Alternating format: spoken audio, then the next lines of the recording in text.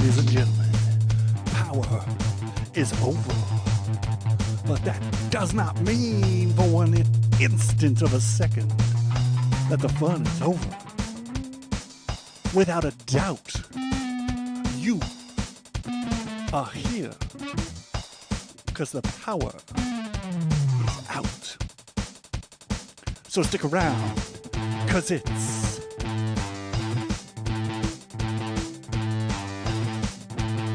Power Out.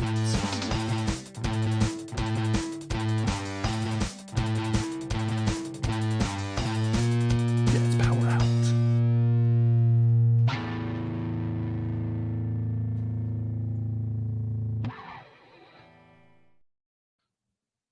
Whoa!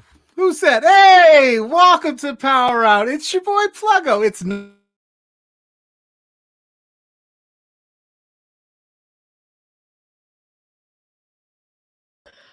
Welcome to Power Out. Pluggo is experiencing a technical difficulty. No, I'm not right here. I'm right here.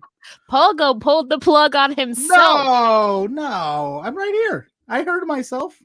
Oh, did you now? Can you hear me? We did not. You were frozen, my good sir. But I got to figure out this janky internet. I had this whole spiel planned.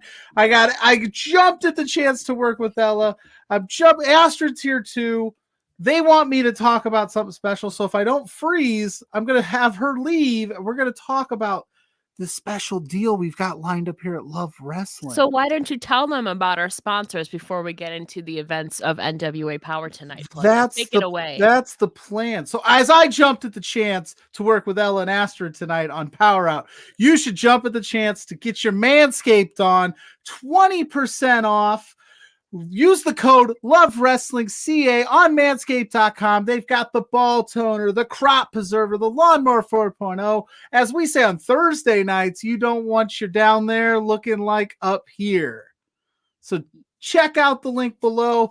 Show them some love. Show us some love. Tell them we sent you. Get yourself Manscaped. Your partner will appreciate it. We will appreciate it. Hopefully my internet does not screw up. I got to figure this out. But anyway, I'm here to talk about some power. Where it all started. Where it all began. I'm back, baby. Our main host, Zach, could not be here tonight. He would always remind you to shave your balls with the lawnmower 4.0. So don't forget that. Use code LOVEWrestling to get 20% off of your order, of course. But Pluggo, we are not alone today. Of course, we are also joined by the natural Love Wrestling's own Astrid. Hello. Who's Zach, by the way? Don't know anymore. Smarkmouth. He's my lovely co-host. Zart. Anyway, I will not let you slander the name of Zach. Oh no, never. You must not pay attention to the Slack chat very often then. The man of 1,000 names, Zach. Oh, it's off the rails. Sorry, buddy. He's on assignment tonight. But we do have a action-packed recap here tonight for Power Out. Like I said, I am joined by good old Pluggo and Astrid. Of course, we have a lot to break down tonight. Just want to keep note that NWA did have Power Trip over the weekend where a new NWA heavyweight champion was crowned. However, those results were not reflected in tonight's show. And before we get started too, hey Ed, thank you for joining us via Facebook and also Joseph via YouTube. It looks like we have some cool people in the house tonight. And of course, Bobby. Oh, you have some breaking news, Bobby. It says Camille is set to defend the NWA Women's World Championship against Shalance Royale at Georgia Independent Professional Wrestling. That's coming up very shortly. Yeah, it's like 2 weeks. That's awesome. I watch that match all day. It would. And of course, I mean, Camille did recently defend against Kiera Hogan last week on Power. But I mean, starting out this show tonight, we had a really, I think, Crockett Cup preview, perhaps. Starting off, of course, we had the British Invasion, Doug Williams and Nick Aldis taking on Fable Jake and Jaden Roller. they got some good time for this match, I must say. And of course, the Crockett Cup is coming up on March 19th and 20th, where these two teams will presumably be competing in it. We're still about a month away. I know British Invasion, I believe, has been announced so far, but there's definitely some cool matches coming up for this. But this, I think, really, it went probably about 12 minutes. I think it was a cool opener, though. But what do you think? Well, I'm kidding. No, I really like. I really enjoyed British Invasion before, so it was nice to see them in this setup. I'm still not used to not having entrances, so that's the only thing that I'm not used to, like the music. But other than that, especially Doug Williams, Duke can still go. I love that about him. I overall I enjoy the action they had, and I liked how they kept Doug in the match a little bit longer, and Nick was the one for the hot tag and the win to that like part that was really well done, the timing of it. So I really enjoy this one actually. Pluggo? Am I on? Is it working? Yes, you're on. I Is feel this bad. working? Yes. It's yes, working. it is. Anyway, no, I dug the match a lot. I as expected, Aldis didn't seem to take a whole lot of offense in this match. He looked very strong, like he should. He's Nick freaking Aldis. But no, it was a great match. Doug Williams, like he took a brunt of that offense, but you know, they pulled out the victory in the end, which I was surprised they gave as much offense to. I wrote it down. Its name was Fabled Jake and Jaden Roller. If I'm not mistaken. I take notes for PowerrrOut, no other shows. But yeah, I was surprised they did give them. It looked like they were trying to like showcase tag team wrestling for the Crockett Cup coming up soon. So again, solid first match, nice opener. It's nice to start with a match. I like that. I thought it was cool the ending there with Doug Williams hitting the chaos therapy and then the top rope elbow from Nick Aldis, obviously to gain the pinfall. And so they're definitely going to be a dominant team in this Crockett Cup. I still don't think we know all of the teams in it, but definitely it's going to be a lot of tag teams. And it's cool to see British Invasion reunite for the first time in years, if I am correct. Yeah. Yes. I actually wrote down that in my notes, but I wrote roll up suplex into all this drip splash because I didn't know what to call it. I thought it looked so cool. I wrote those exact words down because I was like, what do they call that? That is so cool. But hey, that's what you're here for. I'm just here to screw things up in the intro. But no, I thought they got some decent time. I think it was about 12 minutes. That was a good opener, definitely displaying obviously tag team action opened and closed the show. But after this matchup, we got 3 women's matches consecutively, which gave me great joy, obviously. Next after this was Tootie Lynn, one half of the Smiley Dragons, accompanied by ringside by Kylie Ray, who had her Let's Go Tootie sign, I believe. And of course, she was taking on one half of the NWA Women's Tag Team Champions, Marty Bell. And Mighty Joe here, for those who don't know, I'm reading the comments here. Again, Joseph, thank you so much for joining. And Bobby, also let us know, Bobby, too. I know you have a lot of dream matches normally. I'm interested to know your thoughts in the women's matches that we're going to be talking about in a second. But for those who don't know, this matchup between Marty Bell and Tootie Lynn was kind of been hinting at for weeks, because previously, many weeks ago, it feels like forever, Kylie Ray defeated Allison Kay. And so now they've kind of had this feud in singles matches, and now it was the other half of both teams to go at it one-on-one. So we had Tootie Lynn and Marty Bell. So Pluggo, we'll start with you this time. I'm interested to know what you have in your notes on this match. My notes. They're good notes. I take notes. I'm a pro. Pro's pro. Anyway, no. It was a good matchup. Marty Bell. I love Marty Bell. I love the Hex as a tag team. I think they're phenomenal. The whole time, I thought Marty's going to run through Tootie Lynn, get it done, and then have like a 1-1 where it's like, all right, we'll settle the third match with a tag team title match. But they obviously went the opposite direction. They got Tootie Lynn, got that quick little roll-up win, which was cheap because she was getting beat down the whole time. And I was like, man, I would have liked to see Marty get a win there. But you know what? It's going to lead to what I think will be an awesome tag team match, because you can't go wrong with Kylie Ray, the Hex, Tootie Lynn in there. And I didn't write anything really cool here. I think I just wrote, Bell she was getting a lot of offense in. That's all I had for this. She Nothing as was. cool as roll up suplex, drip She and flash. She was. There was like a fierce forearm Yeah. exchange at one point, but Tootie ended up fighting back. But then Marty quickly gained control and she went for a kick at the end there. But I think Tootie somehow ducked it and then went for this very quick pin and ended up winning. So now both of the Smiley Dragons now have singles victories on the NWA Women's Tag Team Champions. So, Astrid, do you think perhaps there's a tag team title match here in the near future?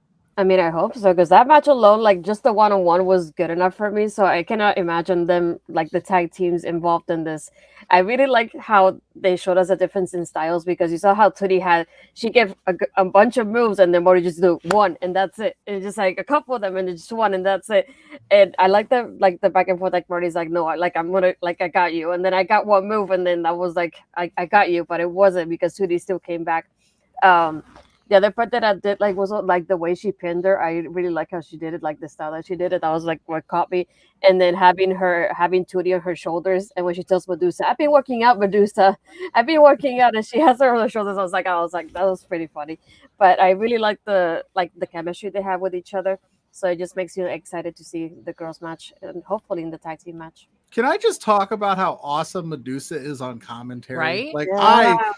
I love her. Like, I want her there all the time. If that's their goal, please make that happen. More Medusa on commentary for me. Normally it's Austin Idol, which we'll get to in a moment, but Medusa's been in commentary the last 2 weeks. And of course, tuning in here, Bobby would like to see Kylie Ray versus Marty Bell. We did see Kylie versus Allison, but maybe now it's time for Kylie versus Marty. But I think, like Astrid said, kind of a tag team championship opportunity should be in line. I did like the match too between Tootie and Marty.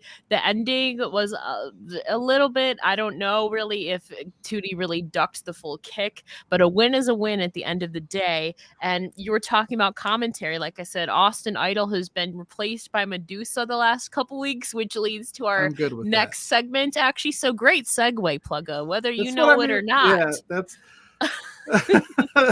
May Valentine was backstage with Cyan and Austin Idol, and Cyan, as we've been seeing over the last couple weeks, has been saying that he has this historical father within the NWA, and for some reason Austin Idol left commentary a couple weeks ago and helped Cyan win during his match against Judas.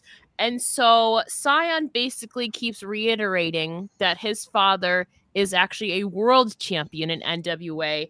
And of course, he says that he owes nobody an explanation for who his father is. And then Austin Idol says that he's always one to help people. If you looked up the word help in the dictionary, you'd see me, is basically what he was saying. And that Idol has no idea who Cyan's father is, but it's a little strange that you would help somebody who you've presumably never had any interaction with. But Cyan leaves it by saying that his father is a world champion in NWA, not just any champion, but a former NWA world champion. So again, this is feeding into the theory that me and Zach have been talking about, that Austin Idol has to be Cyan's father, right? It's Cody Rhodes. That's who Cyan is. Who knows? That's what I wrote in my notes. Cyan is Cody Rhodes. Cody is going to unveil himself. You can take the mask off. They're just going to replace whoever Cyan is with Cody. And then his dad is Dusty Rhodes. And that's why Austin Idol is so interested. But yeah, ultimately, I think it's Austin Idol here. Why would you leave a sweet commentary gig to hang out with some dudes you don't know, you know? Yeah, true. Yeah, Austin Idol, I guess, is just a guy who likes to help people, is what he said. There was really no other explanation given for helping Cyan defeat Judas a couple weeks ago.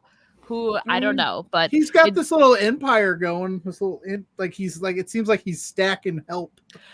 That is true. He does have idol management, but I mean, maybe he's looking to add his son to the bracket. I don't really know, but that's definitely, they're planting the seeds slowly but surely, and perhaps now Idol will accompany. I think the next step is accompanying Cyan to the ring, maybe, and then the big reveal that all of us are expecting.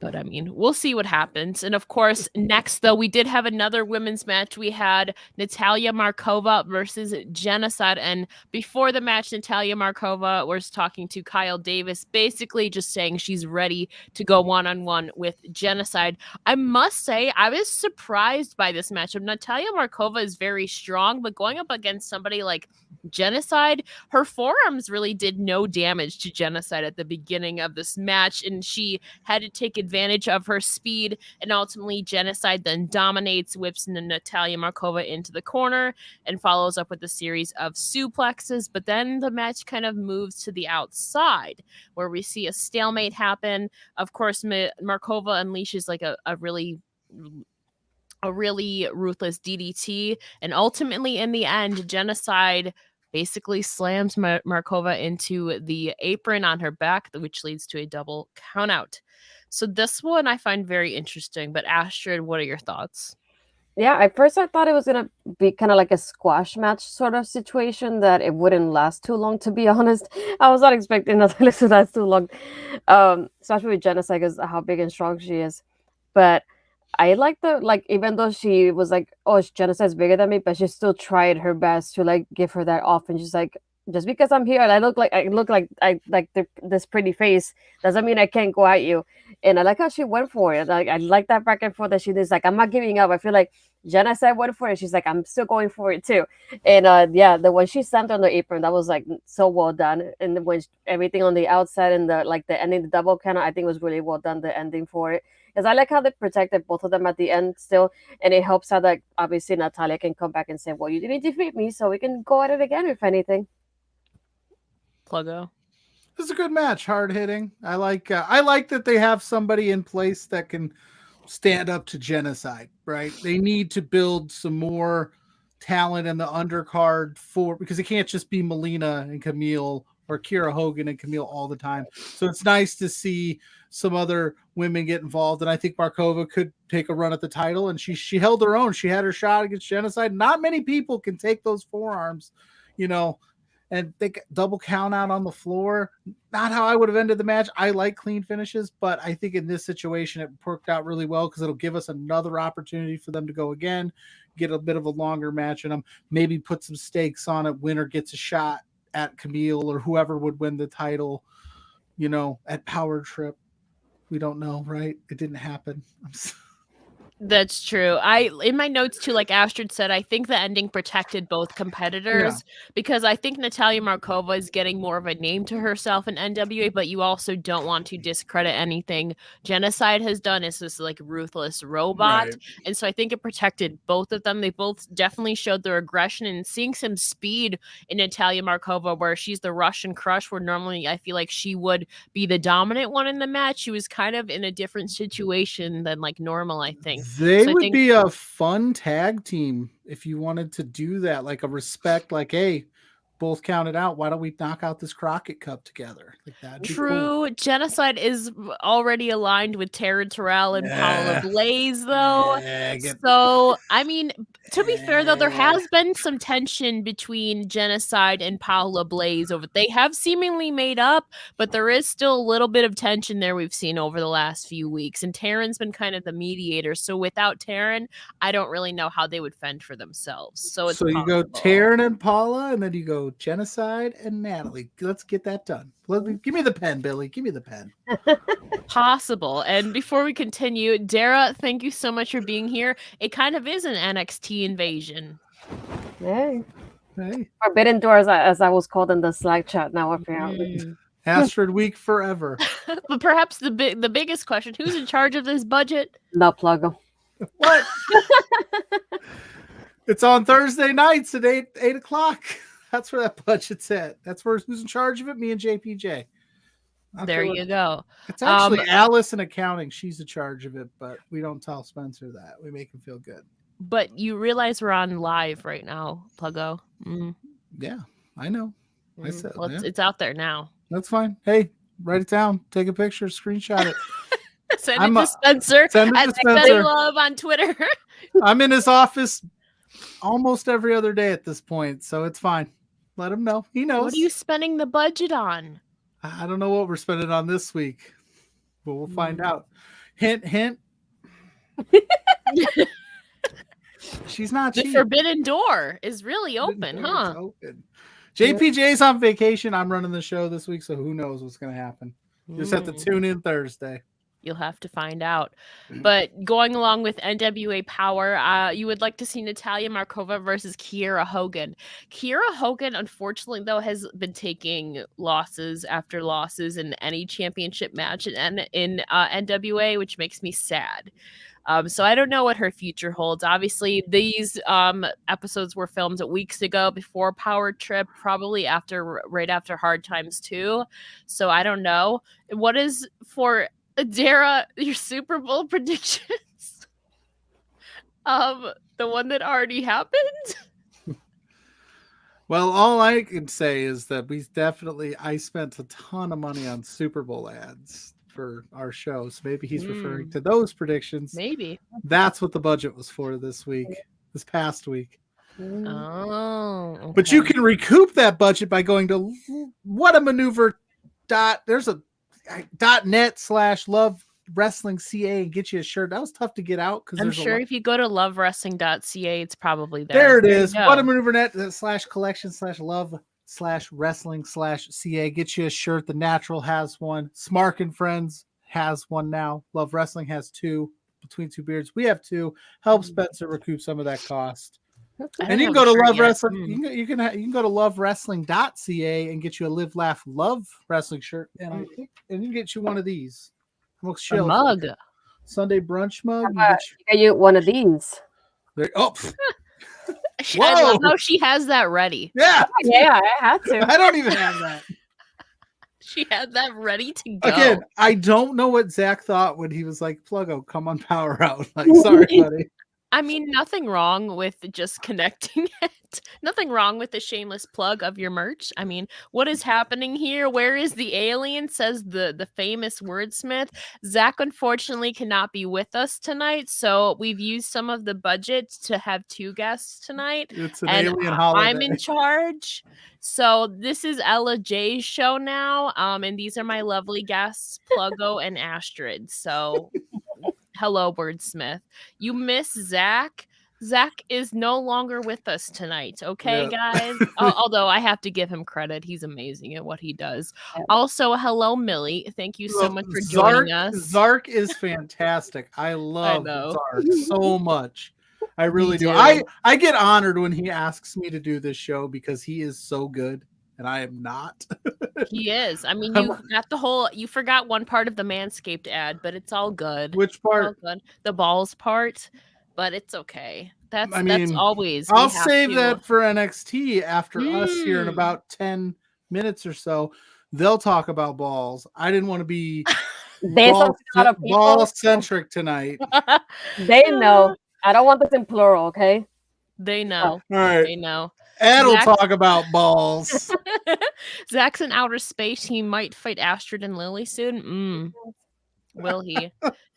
But getting us back on track here tonight on the Ella J edition of PowerrrOut with my special guest Astrid and Pluggo. Next up, we had our final women's match of the evening. Personally, my favorite of the three, between Melina and Christy Janes. And Pluggo looks like I'm crazy right now. What does that look for, Pluggo? No, I'm just messing. Just being Pluggo. Oh, look who's here. Look who's here, Speak of the Devil. Thank you for having us, boss man. I appreciate you. The good old boss man spending the budget. He doesn't know. He's got budget. He can spend budget. Oh man, I need to start. He's the host of PowerrrOut, so he has to have a budget. I mean, that's what he's got me for, right? Yeah. I mean, Lord, no. I mean, Astrid's price tag is high. Lord knows what LJ be costing to get on. Oh my goodness. Girl power gotta cost more than the guys at least. That's true. Hey, I know. And speaking of hashtag girl power, like I said, we had our third and final women's match of the evening between Melina and Christy Janes. Pretty back and forth action up until the ending. Double knees by Christy Janes to Melina, knocks her to her head, knocks her actually to the mat, I should say. Melina fights back though after everything that Christy gives her. Melina gathers some momentum, but Christy Janes ultimately fights back, and Melina is pissed though. She gives a mean kick to Melina. And of course, at the end there, though, Melina goes for the submission, but somehow reverses it into a pin. So I would say that I loved this match, but the ending felt a little bit awkward. I don't know. Melina was going for the submission there, but then shifted to the pin. So I loved the match. Like the content of the match was pretty solid, but this ending seems a little. I don't know if that was the intended ending. Maybe I'm not. Maybe I'm alone in that, Astrid. I don't know. No, I like the match, and I like how Melina was showing that aggressiveness towards her. But yeah, that part towards the end, they just like when Melina was waiting for her and she was bouncing out the ropes, and then she kicked her. That was like a little bit slow. It should have been a little bit faster in that timing of it. And then the way Melina locked up the submission, just let it go and does the pin. That was so awkward the way she did it. I was like, you could have at least like held her in a submission for like a moment or two before you changed for the pin, not just like submission pin like that. It was like that part of the timing was like so awkwardly done. But other than that, I like the match. It just like I felt like I was going like this with the match, and then the ending happened. Just like that was not what I wanted it to be. Yeah, it was a very strong showing. Like Christy got a lot of offense in there. Melina kept fighting back, kept kicking out. Melina, like they said, Melina was pissed, and I really enjoyed the content of this match. But the ending just seemed a little bit awkward. I don't know if she was going for her normal California Nightmare finish there, California Dream, but I don't. Then it got reversed somehow into a pin, and Christy Janes got pinned. And Melina claims now she is the permanent #1 contender to the NWA Women's Championship. We've seen this gradual shift over the last couple months after she lost against Camille at Hard Times 2, I believe it was. And so she's become more aggressive, more ruthless in the ring, kind of shades of her former heel work. So we've seen a little bit of a shift in Melina there, but besides the ending, like I felt this was a very solid matchup. Pluggo, what do you think? Oh, I agree. I actually thought Christy looked like $1 million in this match. They made her like they showcased her. It was kind of an awkward finish, and I think it didn't help that the Marty Bell match was a quick roll up. Then there was the double DQ, and then there's another quick roll up. So it's kind of like you just did that like 20 minutes ago type deal. But I really enjoyed it. I think Melina looked great. I think they had really good chemistry. Like you said, I think something just got miscued at the end there. That'll happen. It happens to the best of them, so I'm not going to hold too much against them. I like seeing the NWA start to utilize a few more women, getting more women's matches out there. I love to see that, building up that women's division, because the men's division is pretty damn good right now.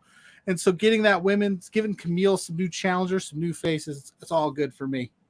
And they're continuing storylines in Fear. I feel like obviously you have this integrating storyline with the NWA Women's Tag Team title picture, which seems like they're going with Smiley Dragons as the next contenders. You have Genocide and Natalia Markova, who have been going at it. Like Natalia challenged her and she accepted. So it seems like this is going to be a recurring matchup going on now as we had a double count out. There has to be some payoff for it. And now Melina is now steamrolling, I think, and dominating herself as the permanent #1 contender. So maybe we'll see if she gets a string of victories, if she'll be Camille's next opponent. Camille did, again, they didn't acknowledge any of the Power Trip results, but Camille did defeat Taryn Terrell at Power Trip over the weekend.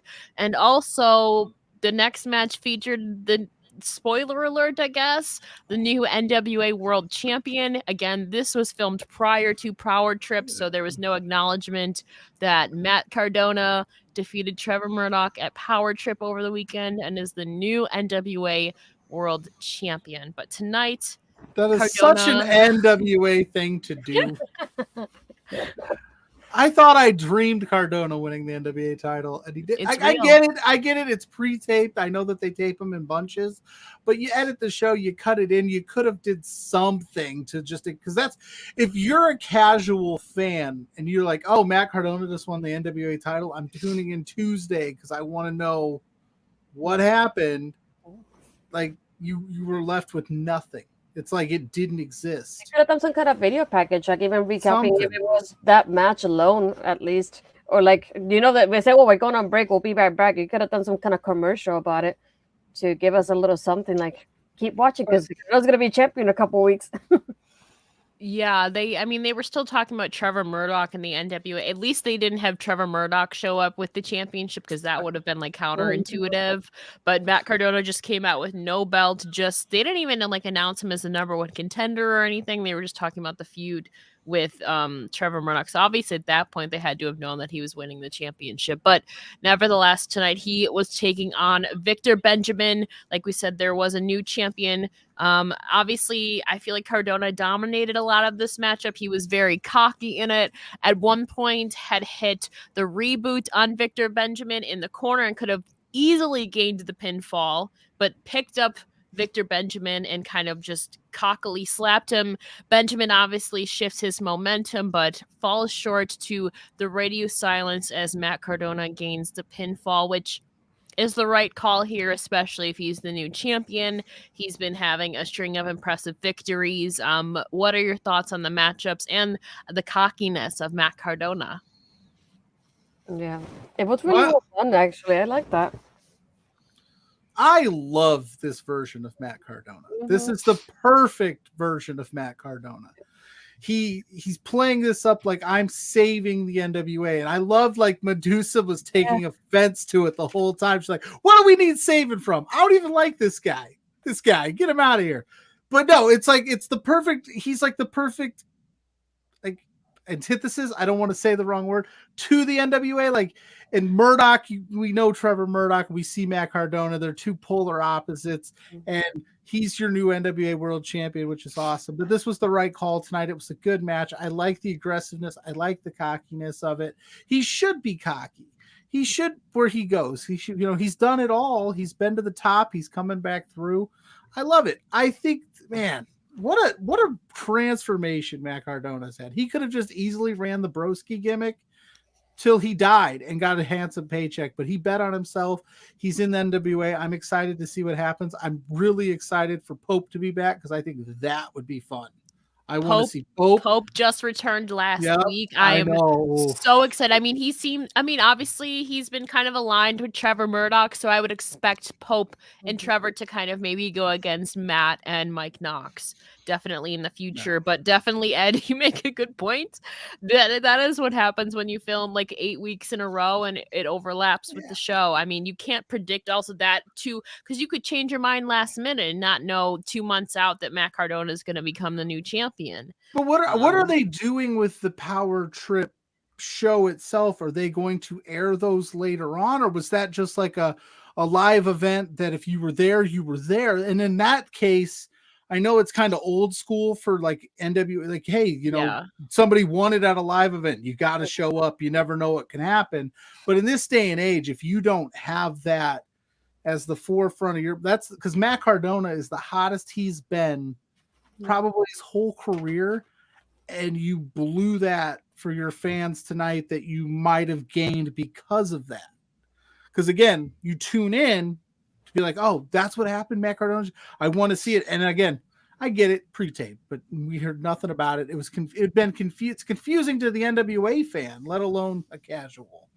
Yeah, I would think that they would want to air it at some point, but I don't know if it might have been just a glorified live event. I really don't know. That would probably be a Zach question, to be honest with you. So Zach, if you're still here, let us know. But yeah, woo, you effing know it. You do.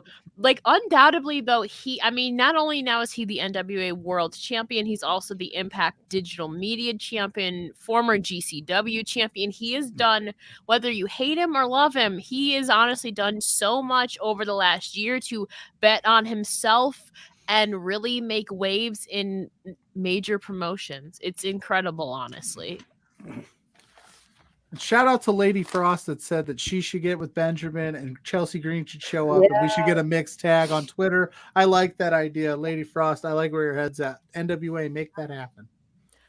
Or we could also maybe see it on Impact too. It's possible you could see it in either. Lady Frost is on NWA and Impact. Chelsea's everywhere. Victor's on NWA mats. I mean, we'll see what happens, but I think that's definitely one they can capitalize on. I definitely would love to see it. And Ed says this is why Plug was only supposed to host Power Surge. Yeah, but before my lovely internet screwed up, I was gonna say that the joke is Zach always asks me, and 98.7% of the time it's a Power Surge, or it was the Champions Draft where I sat there for half hour just going over draft results for PowerrrOut one night. I never get a live show. And what did I do wrong, Ed? I'm doing all right. I'm holding my own. Me too, Millie, though. I definitely want to see that mixed tag team match too. Dara has an idea too. Matt comes out with the big gold belt in NWA. We'll see. Do you mean the Impact Digital Media Championship? I mean, we've had Forbidden Doors before. It's not the first time Impact's crossed over with NWA. I mean, we just had Mickie James go on with Kiera Hogan a couple months ago. That's my girl. We'll definitely see what happens. I think tapings are coming up in a couple weeks, actually. Cody's for available the next round of Power. That is true. Pluggo had his own theory that Scion might turn into Cody Rhodes and that his father might be Dusty Rhodes. We'll see. All I'm saying is Cody's available, and Zach Ryder, aka Matt Cardona, and him have a history. Let's see it. And get that 10 pounds of gold back around Cody's waist. Let's go. Honestly, never say never in professional wrestling. I don't anymore. After the week, and it's only Tuesday. Yeah. Everything's on the table now. Yeah. But of course, closing out NWA Power, we had the Team War finals where the End teamed with Rodney Mack to take on El Rudo and Strictly Business. And again, just for clarification on the match rules here, because these are definitely new match rules. This is the first time we're really seeing Team War. So you have both teams, you have 3 people on each team. One member of the team starts off in each, and you cannot tag in or out. You can be eliminated, and it's an elimination style match. You can be eliminated via pinfall, submission, or throwing your opponent over the top rope. Once an opponent is eliminated, the next member of their team steps in until there's no members left. Again, no tagging in. So Medusa made a point to point that out. And again, we did see a disqualification in here, though. So, I mean, we definitely have some fine-tuning of the rules to see what happens. But starting off, we had El Rudo and Rodney Mack. And last week, Rodney Mack didn't even have to step into the ring because Odinson dominated the entire match for his team. So now we finally got to see Rodney Mack wrestle. However, he was the first one eliminated from this Team War finals by El Rudo. And then Pero steps in, and Pero then eliminates El Rudo, and then going one-on-one with Tom Latimer and Pero. And shockingly, Tom Latimer hoisted Pero up to give a tombstone pile driver, and so Pero is then eliminated. So now it's down 2-1. Is the End. The only representative left is Odinson, and then so Tom Latimer is still in the match, but Chris Adonis is still waiting at ringside. And while Odinson is laid up against the ropes, locks the master lock on him, and the ref sees it. And even though Chris Adonis is not the legal man, the ref, I think, made the right call in eliminating Chris Adonis via disqualification.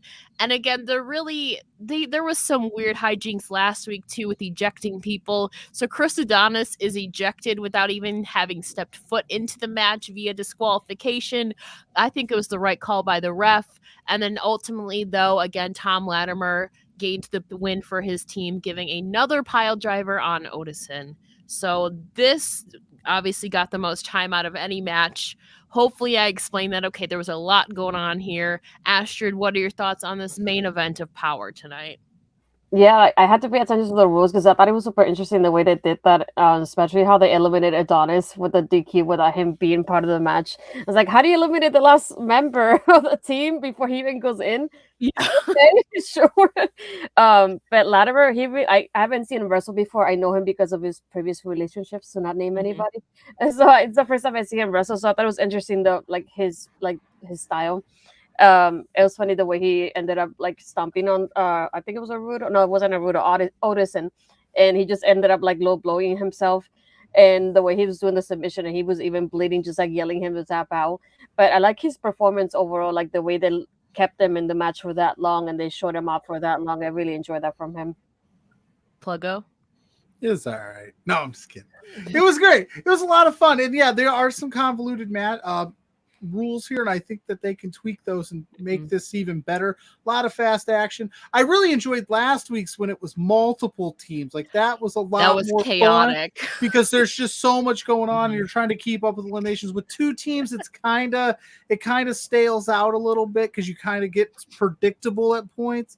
But overall, I really enjoyed the concept, and I think going forward, they have something here. I think the right team won. I think El Rudo, I'm a huge fan, and I love, Strictly Business. I think you have to have them win this thing.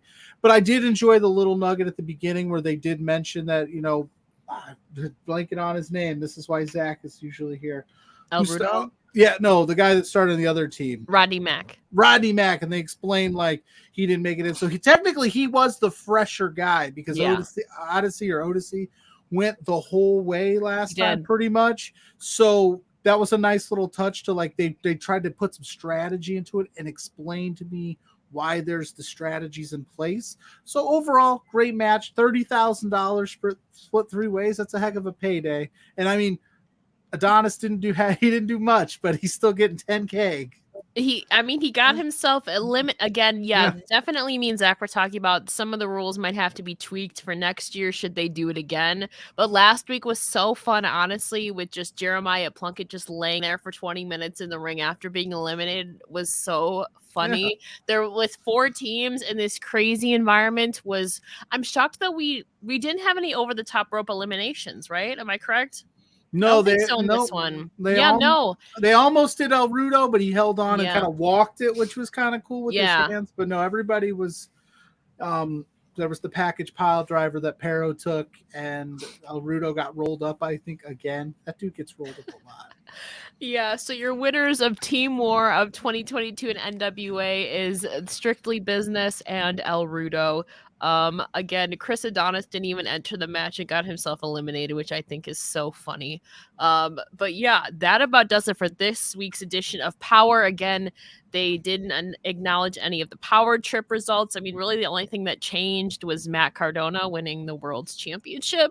So, I mean, we'll see what happens next week. Will they acknowledge it? We'll see what happens. But again, before we let everybody go on to NXT, can you please share where everybody can find you on your social medias? Well, you can find me at Pluggo_ on Twitter, Pluggo Loves Wrestling on Facebook. You can find me at B2 Beards on Facebook, Twitter, and TikTok. We got a TikTok now. You can find me Thursday nights here between Two Beards. This week, JPJ's on vacation, so me and Astrid are going to run the show.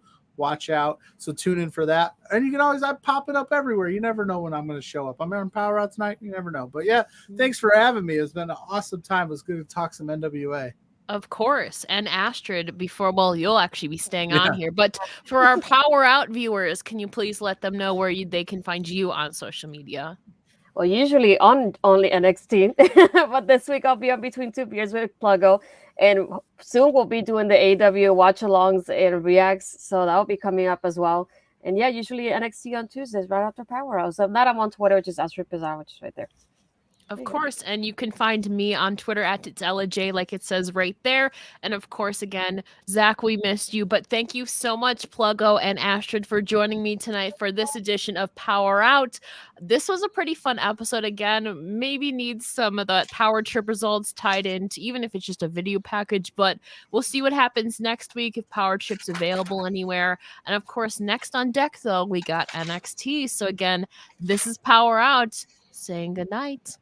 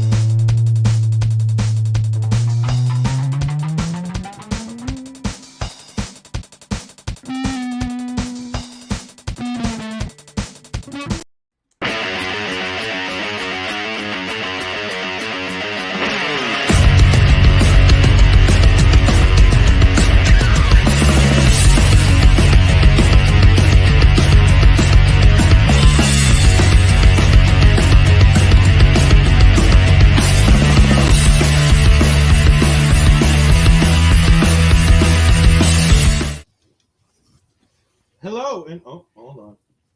There we go. Now the banner's gone. There we go. Hello, everyone, and welcome to NXT. I'm Ed Fries, and joined over here by Astrid Pizarro, who you just saw on PowerrrOut, joining Pluggo and Ella J. So thank you guys for that great lead-in. This is a big show. Not a lot of big things happened, but it was a big show. They had 5 matches. They all got time. We had limited commercial interruptions. Thank you. More of this, please. Commercial-free main event. More of this, please. I know it's only because it's on Sci-Fi, but please, more of this. That was fun.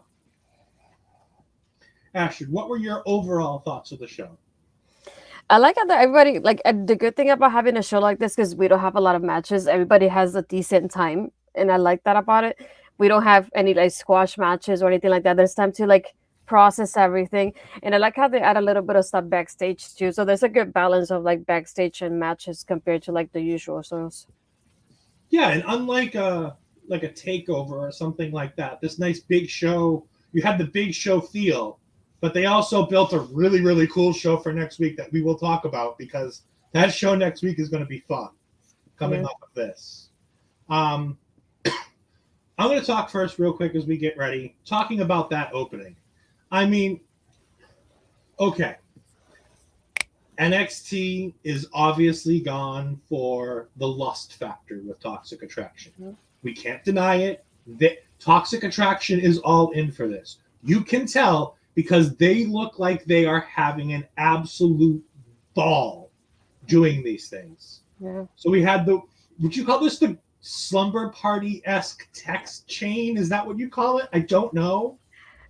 I don't know. To me, it's I don't really have friends like that, but to me, it's kind of like a group chat that I have with my friends on a daily basis, because I have one best friend that I talk to that on a daily basis with pictures and gifs and all that stuff. So that's what it reminded me of, to be honest. It's just the only things obviously they involved everybody, a few people from the roster that they had on tonight, and they have obviously more than 2 people, but still, that's what it reminded me of. So for those who really didn't see it, we have to. Oh, they're amazing! This is great. Ooh la la! Happy belated Valentine's to us. Absolutely. Toxic Attraction made sure we all had a happy Valentine's Day. That being said, I mean, this was so much fun because it got over personalities. You had Mandy Rose being like, oh, this Tony D'Angelo won't leave me alone. And then you had JC Jane being like, oh, okay, well, send him this gift as the mean girl. And then you go on and Gigi's like, shouldn't he be worried about the cage match? And she's like, cage weapons? That sounds like a fun night. And I'm just like, well then, this night's kicking off with a bang. They know what they're doing. I mean, it was great because it highlighted every match. It gave this little Toxic Attraction feel. The fact that you get this tease again, and this is the second time now, we've gotten this tease with Mandy, and before it was Toxic Attraction, Gigi and JC walking past with the roses past Trick Mello. Mm-hmm. This time you have Mandy going, oh, look at Mello. He looks... I'm like, this could be interesting if we get that ball rolling. How come? Because I don't think Mandy knows they exist. No. Let's be honest. It could set up a really fun feud between Idris and Blade and Trick Mello. That could be fun because right now it looks like Carmelo has his hands full with somebody else coming up, but Trick could use something to do, and that could be something fun for Trick. But I wanted to get that video package out of the way because I thought it was just fantastically produced. They're just like, let's just keep going. We have this idea. They're in for it. Let's go with it. Mm-hmm. So that was fun. And then we get into our first match, and I believe this is this the match that you like the most? Or is this my match? No, all yours. All right, so we're going to skip this part. We're going to go to Ash's favorite, which I believe then is the tag team match. Yeah, that's the cut. Yes. This is what happens when Ash is on a show before we go on the air, and we don't get to actually talk about this, and I have to pretend like I'm reading all these messages while Ashton's supposed to be doing other things. No, my favorite one was the Dusty Cup. Starting with like the MSK entrance, I thought that was pretty cool. Like mixing up their music with like the Dusty one, that was pretty cool the way they did it. I loved it. And having Diamond Mine, like even Roddy and Ivy come in, and Malcolm and cheering on the guys, even though Ivy and Roddy left. But having Malcolm stay with the guys, and the part where the top was like never give up, but like you should totally give up. And that was a pretty nice touch. Yeah, But I had that feeling. I'm like, why does he have a John Cena towel? I'm like, I don't. Oh, there we go. Now it all makes sense. Cool. Continue. Like, yeah. I was like, that sounds too positive for Malcolm. I'm waiting for it. And then he turns it on. I was like, there you go. That's what I was waiting for. But I thought that was a pretty nice touch with the way he did that. It was pretty funny to begin with. But I feel like it was a good showcasing again for the Creed brothers. I feel like this Dusty Cup was like a great way to highlight them more than any other tag team that we had in the Dusty Cup. And having MSK in there, like giving us that part of like, oh, we have the shaman. Like this is our like the person that's helped us get back together and that motivation to keep going as a tag team. And obviously they lost tonight against the Creed brothers. But more than anything, I like the Creed brothers. I feel like it was a great way for them to get that experience. That it wasn't squash matches. It was with people that had more experience in the ring. The matches are longer. There was more character development between them. So I think this is a great way to develop them as talents in NXT. Yeah, we got to hear them talk early in the show. They had a promo, and that Malcolm Bivens kind of cut a couple lines, but it was really held together by the Creeds. And I'm like, oh, all right, they're not terrible. Like they need work. Yeah. They need a little seasoning, but they're good. They're not bad on the mic. And then putting them with Malcolm is just pure gold. Like this dude is. Oh, I love Malcolm Bivens. He's a gift. And for those of you who still don't understand how good he is, just wait. It's going to be fantastic. And to put in perspective, like how big of an online presence this dude has, he got tweeted by Kanye West this week on Twitter, where Kanye had a picture of him and was like, "Who is this fool?" And I'm just like, all right, cool. Like he's got to that level where he's dealing with Kanye. Like that's great. No, and that facial expression he had when they won, that look on his face was just priceless. I loved it. I wish I could just replay just him having that expression when they won because I loved it so much. I love it's almost like an over-exaggerated Paul Heyman from Breaking the Streak. That look of sheer shock that Paul had when Brock broke the streak. Yeah. And it's like he was trying to redo it and he did it poorly on purpose because he just wants to be annoying. And I love this match. The Creeds are so much better. Week in and week out, these guys get better. My favorite thing in this match had to have been when Wesley got pinballed off the ropes, onto the announce table, onto the like, ow, that must have hurt. That didn't look fun at all. That rolling, I don't even know what you call it, like the rolling DDT that Julius Creed did on the outside, right before the end of the match, just like he didn't have room to do that, and he still hit it just right, and ended up almost under the ring, like just fantastic. Dara's right. That tag team match was good. Yeah. It was fantastic. The Creeds have gotten better and better, and I can't wait for Imperium. No. Speaking of Imperium, we're going to skip a scene and go to the next thing, which is an Imperium promo where Gunther, I'm going to say it right so he doesn't come after me like he did Aisha Taylor. Gunther was out here and she didn't pronounce his name right, and he got very upset with her. They cut their generic, hey, look, you earned an opportunity to face us. Like, you're not going to win, but like, good for you. You have an opportunity to face us in the future. And I'm like, all right, cool. And then Gunther is going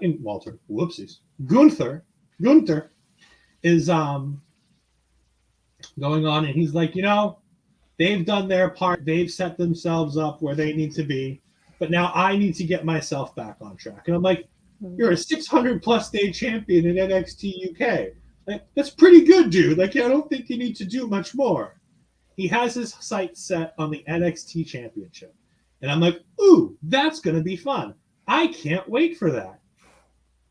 And then Solo Sikoa decides to come out. And I'm like, ooh, I like this.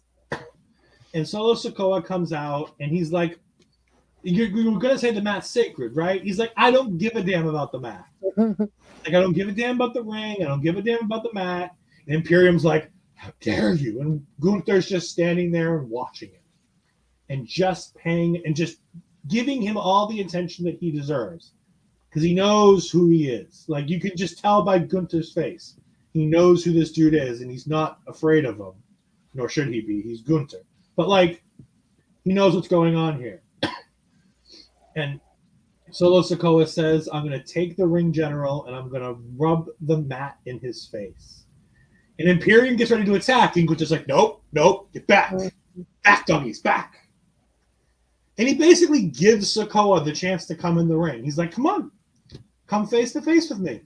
And so Sikoa gets off the apron, and he just looks at him. And I'm like, ooh, this is going to be fun. Your thoughts on the idea of a possible... I mean, the way they're burning through these matches, I was going to say this is going to be stand and deliver. I don't think they're going to make it that far with this. Your thoughts on Gunther versus Solo Sikoa, the Creeds versus Imperium, everything that's going on between these two segments. I really thought they were just going to do a promo on like my mind as a whole, especially the Creed brothers. So I was not expecting anybody to interrupt. And when I heard the music, I was like, he's back. He doesn't have Boa by his side. Yes. But yeah, I just like having Solo come in. Yeah, I was going to say that they're amazing. That line is like, I love that line too when he said it. And the way he came out, coming with that confidence, he's like, I'm going to face that ring general that we're talking about. But I like how he came in, stood on the apron, and he's like, nope, like I'm basically going to do it on my time, not when you want me to. It's like when I want it to happen. And just left the ring. But yeah, just like I love that preview of it because I never thought about having Solo versus like Gunther or Walter, as I still call him because I don't care at this point. But yeah, just like I never thought about this possibility at all. And then now that I see it, I want it. And like you was thinking, when is this going to happen? Because I don't think they're going to wait until basically April for Stand and Deliver is probably going to be the WrestleMania day. It seems like definitely too far for that. So I'm just excited to see how long it'll take it, how they build it up too, because technically it's 3 against 1. Are they going to have Solo bring a backup sooner or later? I mean, you could build to the Creeds and Imperium for Stand and Deliver for the tag title match, and you could still do MSK and Solo Sikoa versus Imperium in the meantime.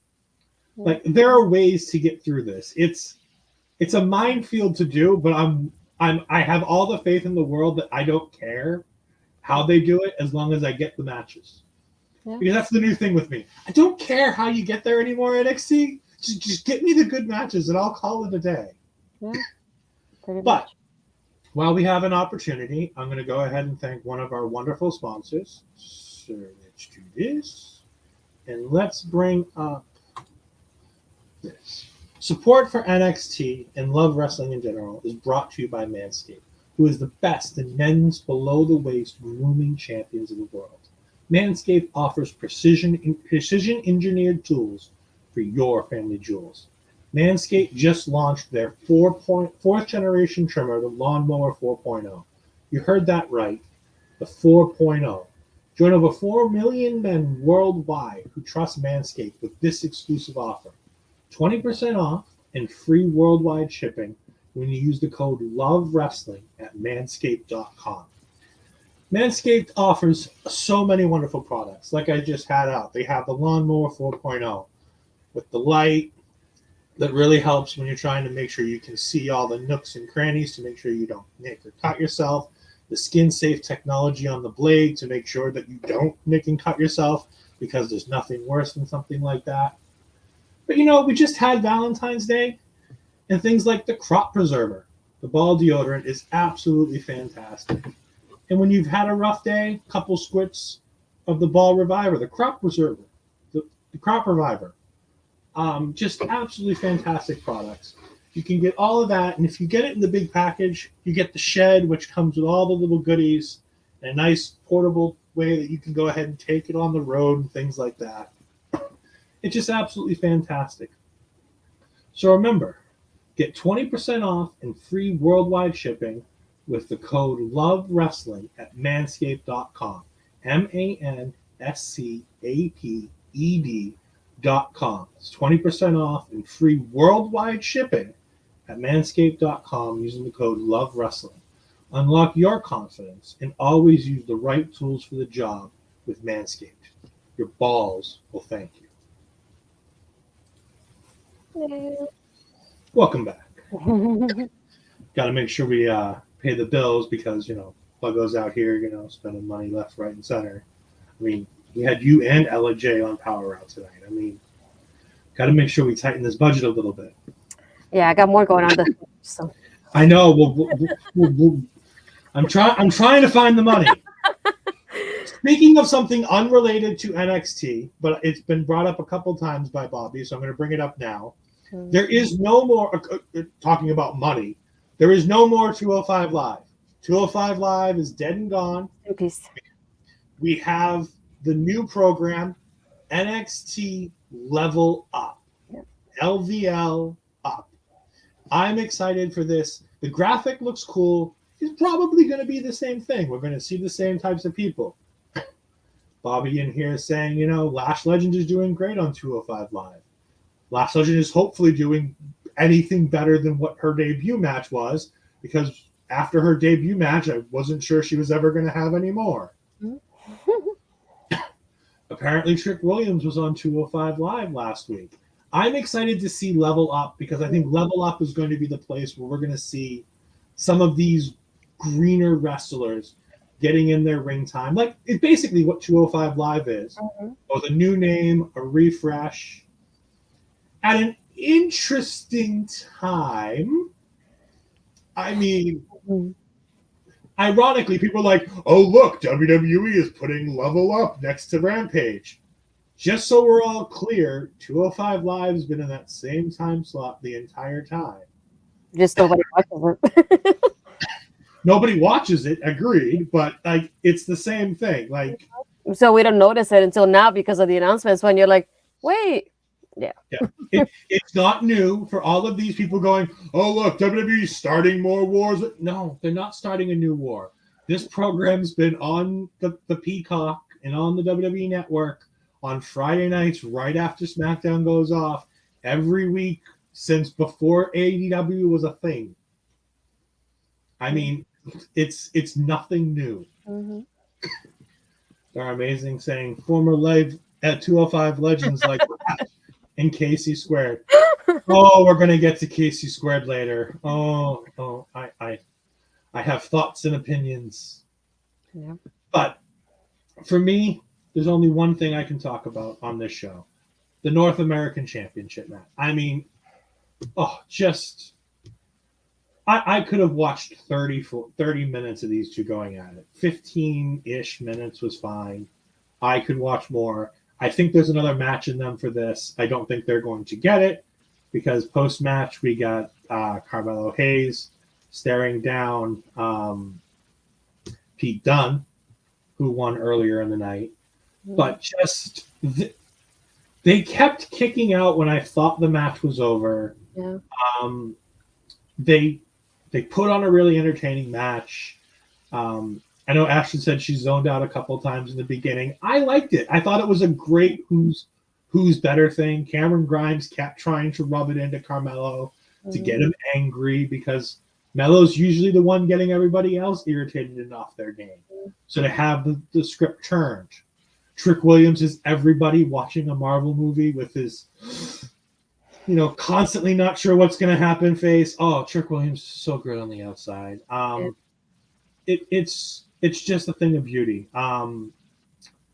My favorite spot in this match is a small one, but I loved when Trick pulled the ropes when they were trying to get to crossface, and the ref saw it, and Carmelo put his feet on the ropes to do the bounce off to go ahead and do it, and Grimes saw it coming and used his own momentum as Hayes was getting ready to roll him to pin Hayes for a 2 count to force Hayes to give up the submission to go ahead and kick out. I mean, there's just so many fun things in this match. I had a ball.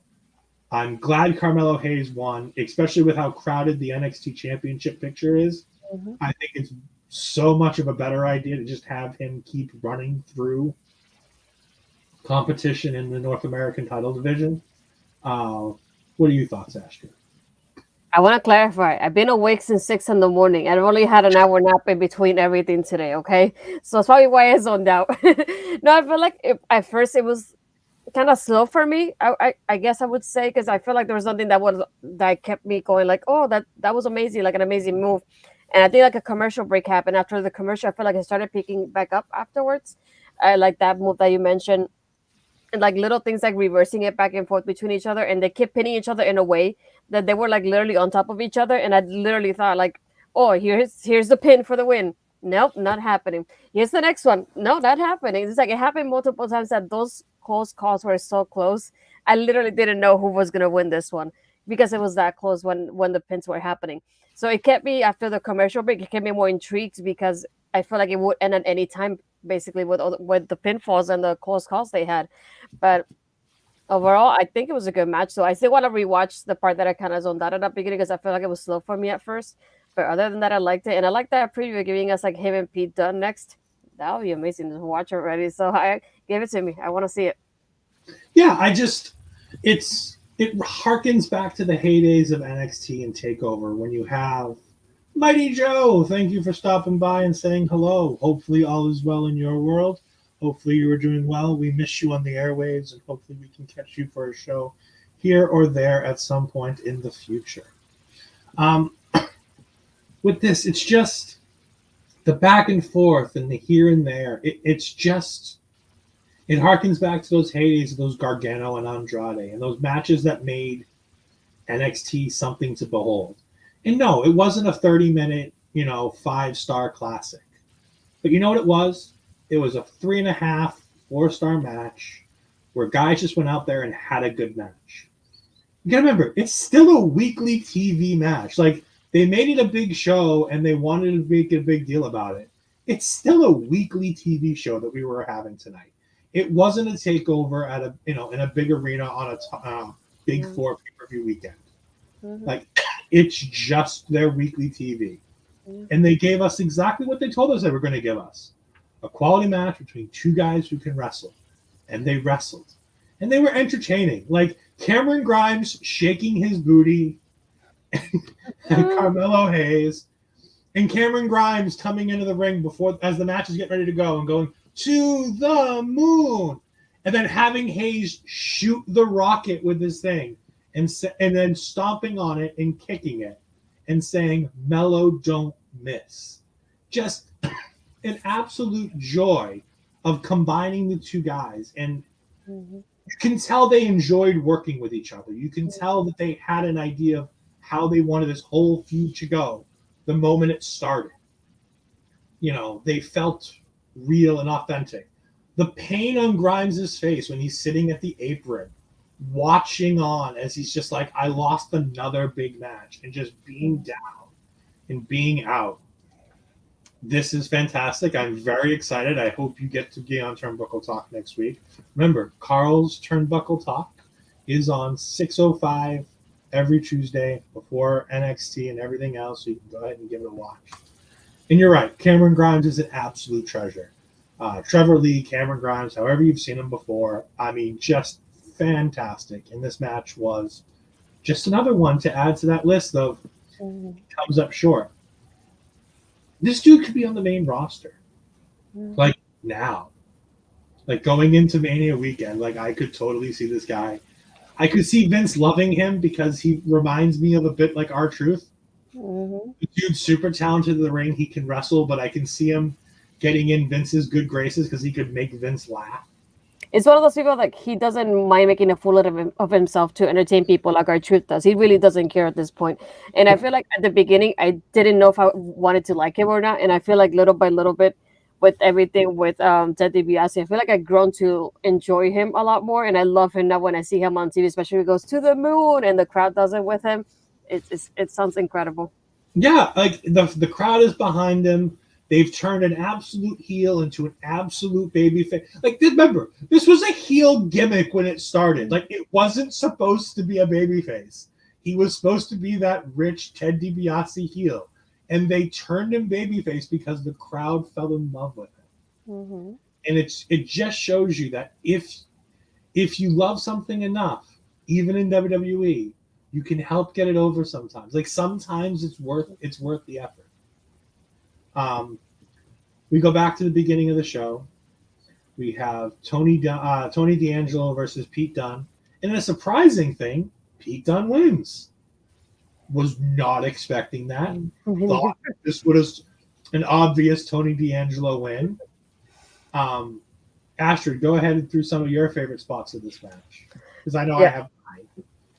Yeah, I was expecting the beginning to be this match to give us more of a character development for Tony with the weapons involved. That's what I thought from the beginning.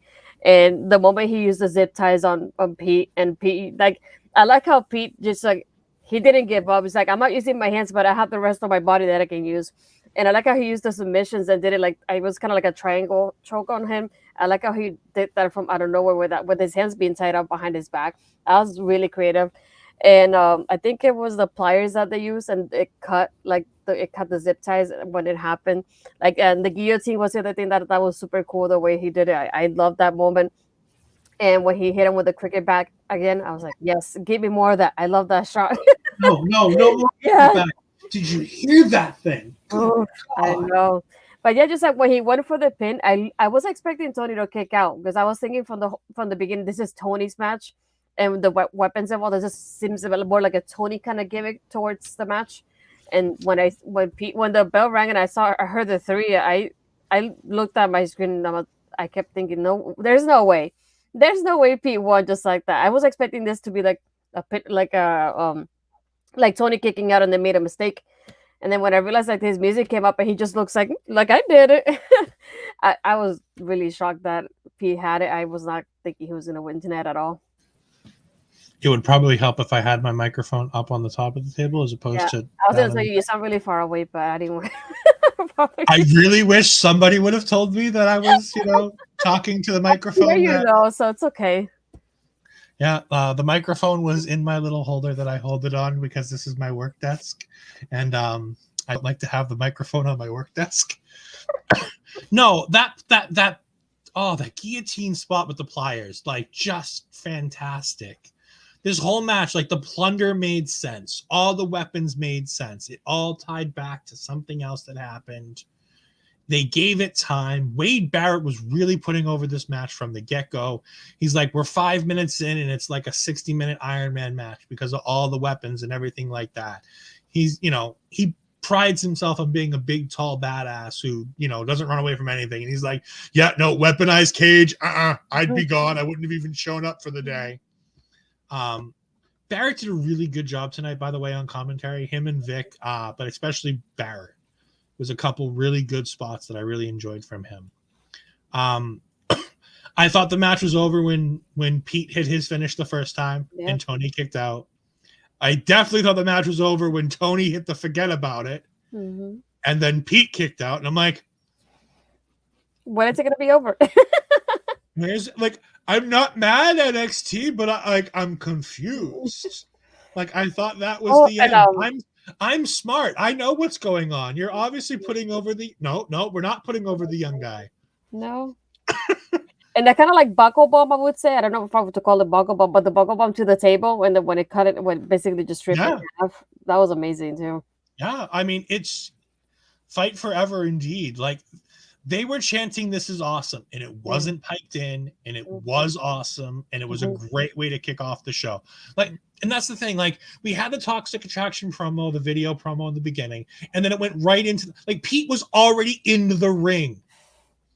Like, they were like, we're not wasting time here. We're doing limited commercials. We're just going to get the matches in. And Pete Dunne's in the ring, and then Tony comes out, and was it a Maybach, I believe it was? I don't remember. He pulled an Alberto Del Rio and came out in a fancy car. And he paid the guy too. Well, that definitely not something Alberto Del Rio would have done. Tony, I'm going to give you some free advice. If it's something that Alberto Del Rio would have done, just don't do it. Like, as a rule of thumb, if it crosses Alberto Del Rio's mind, it's probably not a good idea. Just don't do it. Mm.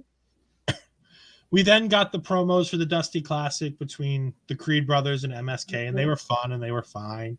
Nothing really earth-shattering to speak of. And then we found out we're getting the Women's Dusty Classic starting next week. And I was like, I was pretty sure they said this was starting in April. Like, Well, it looks like April's coming up. I know I'm an idiot. I know this about myself, but I'm pretty damn sure they said April for the Women's Dusty Classic. You did, yeah. But we're getting it next week. Mm. Speaking of the Women's Dusty Classic, we get Cora Jade sleeping in her room. Yeah. I don't think the nightlight is conducive to good sleep. Like, I don't know if was it blue or purple room that she was in. I don't know if it works. Maybe it works for her. I enjoy just a small nightlight. It's nice. White light is probably better. But, maybe I need to try blue lights. I don't know. But she gets a phone call from Raquel Gonzalez. Oh, sorry. She gets a text message from Raquel Gonzalez that apparently tells her to come outside. And then she goes outside. No, she called her too. Oh, did she call her too? She called her because her name came up on the caller ID. Okay, it was a caller ID. Yeah, she's like, "What are you doing awake at this time?" She's like, "It's 5 a.m. She's like, "Yeah, exactly. Who's like sleeping at 5 a.m?" She's like, "We couldn't wait until 10." I'm still sleeping at 5 a.m. Like, kind of. I'm out. Oh, you are, but I'm not almost. But yeah, I like how she said, "Can it wait until 10?" I was like, "Yes, that's my kind of time." And then Raquel asks her very nicely to come downstairs. Like, she's like, "Oh, come on, por favor, come on down, mi amor." I'm like, "Oh, it's sweet." By the way, I've realized something. Raquel Gonzalez is NXT's attempt to ethnic swap Rhea Ripley. Have you noticed it? Oh yeah, since they were teaming up together before. But I've noticed it over the last few weeks. I'm like, it's R&R. It's all the back stuff, like it's all the body stuff. And like I was watching Rhea Ripley on Raw and enjoying that match, and that was fantastic. That gauntlet match, by the way. I mean, just absolute gold, that gauntlet match. And the match between Rhea and Bianca, it always goes back to those two. It does. It always goes back to those two. Especially after that Rumble. But Rhea is exactly what they want Raquel to be, and she's not. She's Rhea has a personality. Not only does Rhea have a personality, but like Rhea has. So here's my thing about Raquel, and it's been bugging me for a while now. Raquel thinks she has this like bodybuilder's back and arms, and she doesn't.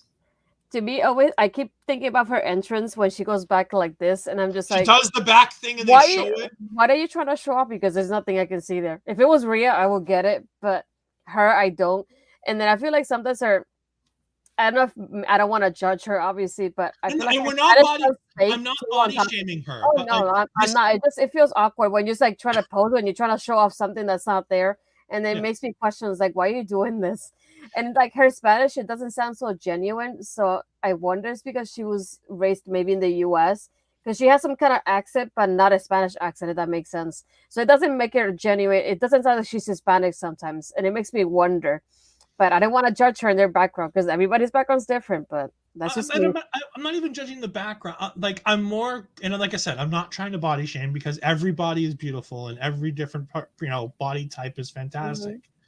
But like, if you're trying to show off muscles like that bodybuilder women have, and especially those backs and traps and everything back there that I don't have, and I'm never gonna have in a million years. But like I see Rhea Ripley online, and like I'll see her, I'll scroll through my Twitter, and I have Rhea Ripley on my Twitter because Rhea posts fun workout things. She posts great photos with Damian Priest and Matt Riddle, and as problematic as Matt is, it's fun to see her and Damian hanging out and all the photos they post. It's great. And I see her and I'll see all the muscles in her back. And I'm like, this is what WWE wishes that Raquel looked like. Yeah. Like they want her to have and it's not like I said, it's not a body type thing. It's the muscles that they think they're showing off of Raquel that I don't think Raquel has in the way. Like everybody's different. You're trying to show off something you don't have. It doesn't work. It doesn't look well on TV. That's why you're trying to show us, because clearly it's not there. And I noticed that ever since like when she became champion and she had the championship on her back, and all I look at is at the title, because I don't see anything else. And it's just like, I don't mean it in a bad way, but just like, you should be able to find something else that shows off your personality and your character other than that pose, because that pose doesn't make sense to me, at least. Yeah, and this was and honestly, this is so much more fun and enjoyable. This little sequence with them in the workout is so much more fun than anything with Io and Zoe. And we'll get to Io and Zoe later because that pops up again. But like, this was fun, and this is what WWE wanted Io and Zoe to be. Yeah. Like the two that don't get along. And Cora finally, she gets to the PC and she's like, I can't believe this place is open. It's like, it's the PC. It's probably open 24/7. But I like how it looks at like having it empty with just the two of them. What they did this, it was pretty cool like that. Yeah. And they have them working out. And obviously everything that Cora's doing is like 1/10 of what Raquel's doing. And it's funny.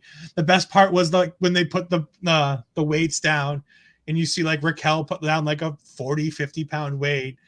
Little Cora Jade puts out like a 10-pound weight. And I'm like, I could do what Cora's doing, those little itty bitty ones. Yeah. The band workout was great because Cora's just kind of holding and being tugged like a dog, that fun scene. Her too. Oh my word. Oh yeah, and then when we get to that, when they're outside and doing the run, and she's like, all right, team lifts, I'll lift you first. And she's like, Cora's bouncing on her back, and she's like, but I can't lift you. And she goes ahead and just hops on her back. I mean, it was adorable, and it's fun, and I enjoy it. Yeah, it was a good way to like show off, like, even though they're different, it kind of get them chemistry at the same time and build that up. I feel like something like this would have been like fun with Io and Zoe. They did something similar to this, not exactly the same thing though. Yeah, but like I said, this was really cute and really fun, and it really made me endear to this tag team. Like, I want to see them get beaten up, but it endeared me to this tag team. Cody's in the chat. Unfortunately, Cody's not here, but he's putting in the Astrids in the chat, and we thank him for joining us and listening along. We then had, and this one I thought was cute. This was fun too. We had the North American title contenders showing up, and we had Cameron Grimes walk in, just normal. But there was something in the background of Trick Mello walking in. Did you catch it? Yeah, Mello. Mandy Rose at the back shot that you can't really see, but you can see it's definitely Mandy. Oh, I saw a girl like hanging by the carpet. I didn't think it was Mandy. She looked curvier. It's Mandy. I'm almost certain. Trust me. I know when I see Mandy on television. I'm almost certain this is Mandy. I may not be able to tell. I have to look that up later because I never seen her. I never seen like kind of girl with like a brunette, but she looked curvier. And I like how Melo's like, Trick is like looking at her like, I'll come back later for you. Yeah, no, I don't. Well, no, I thought it was funny because we had in the opening package, we had Mandy talking about Mello. Yeah. And then here's Mello walking in, and you have Trick look back, and Mandy's waving to the two of them. And it's subliminal. It's little things that they're trying to make you point out that they're putting these two together. Yeah. I could really dig a power couple, Mandy and Carmelo. That could be fun. It doesn't have to be romantic. It can be, as long as anything that gets Carmelo away from Ollie J, I'm fine with. Please. We then had Toxic Attraction make their entrance. And I've never seen this in the Toxic Attraction entrance when they do the 3-person, but they do it for a tag team entrance. Mandy like walks away and goes into the ring, and Toxic Attraction just sort of keeps dancing at the ring at the entranceway. I'm like, are y'all ever gonna like go to the ring? Like, yeah. I'm fine with y'all dancing, like that's cool, but like, can you get to the ring? Because I want the match to start. Speaking of wanting the match to start, they jump Indian Persia as they're doing their entrance, and JC Jane does a nice cannonball where she lands squarely on Persia's chest to make sure she doesn't hurt Persia, because the last thing we want to do is have somebody hurt, because one of the times that these two have been in competition already, JC Jane almost gave herself a concussion. And that was a tag team match heading into the ladder match, right? Yeah, I think so. Yeah. This was fun. I enjoyed this. There's nothing to write home about. It was a nice match.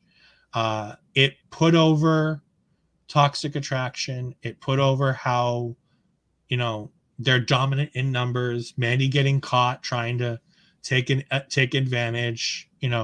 It's smart. You get Mandy out of there. Indy still not entirely focused. Goes up, takes way too much time to go up for that springboard drop kick that she does. JC Jane gets in there in the nick of time. She falls down. They hit the high-low, call it a day. What did you think about the women's tag team match? Because I thought it was pretty good. Yeah, I like how they had a good speed to it. I feel like there was a good back and forth on it. And then I like how they had Indy for a while in the ring before Persia came in for that hot tag. And after that hot tag, I was like thinking maybe they were gonna win it, because it was like, I feel like it was kind of close, but not close enough. But yeah, I like the match though, and having, whenever they were in the Toxic Attraction section, they had a lot of quick tags for them, and I like double teams going on with trying to hit on Indy, because they didn't want Persia to come in until she did. And then when Persia was hit, she got hit by the steel steps. It's like, this is our opportunity to do it. But yeah, when they pinned her though, I was not expecting the win to be like that until it happened, and I was waiting for the music to pop up. That's what made me realize that they had won actually. But yeah, just like the only thing I was hoping for tonight, there would be some kind of title change from somebody at least to get that buzz to the show, to make it that little burst to have people tune in. But I was expecting maybe for them of all people, maybe for that title to change, but it didn't. But that's the only part I was disappointed. I wish some title change would have been a nice boost to the show. That's what I was looking for. Yeah. And before we continue, I do want to thank one of our other sponsors. We thanked our lovely sponsors at Manscaped earlier. Now we're going to thank Rich King and RK Athletics. Make sure you go check out Rich King and RK Athletics at RK Athletics 1 on Twitter and Instagram.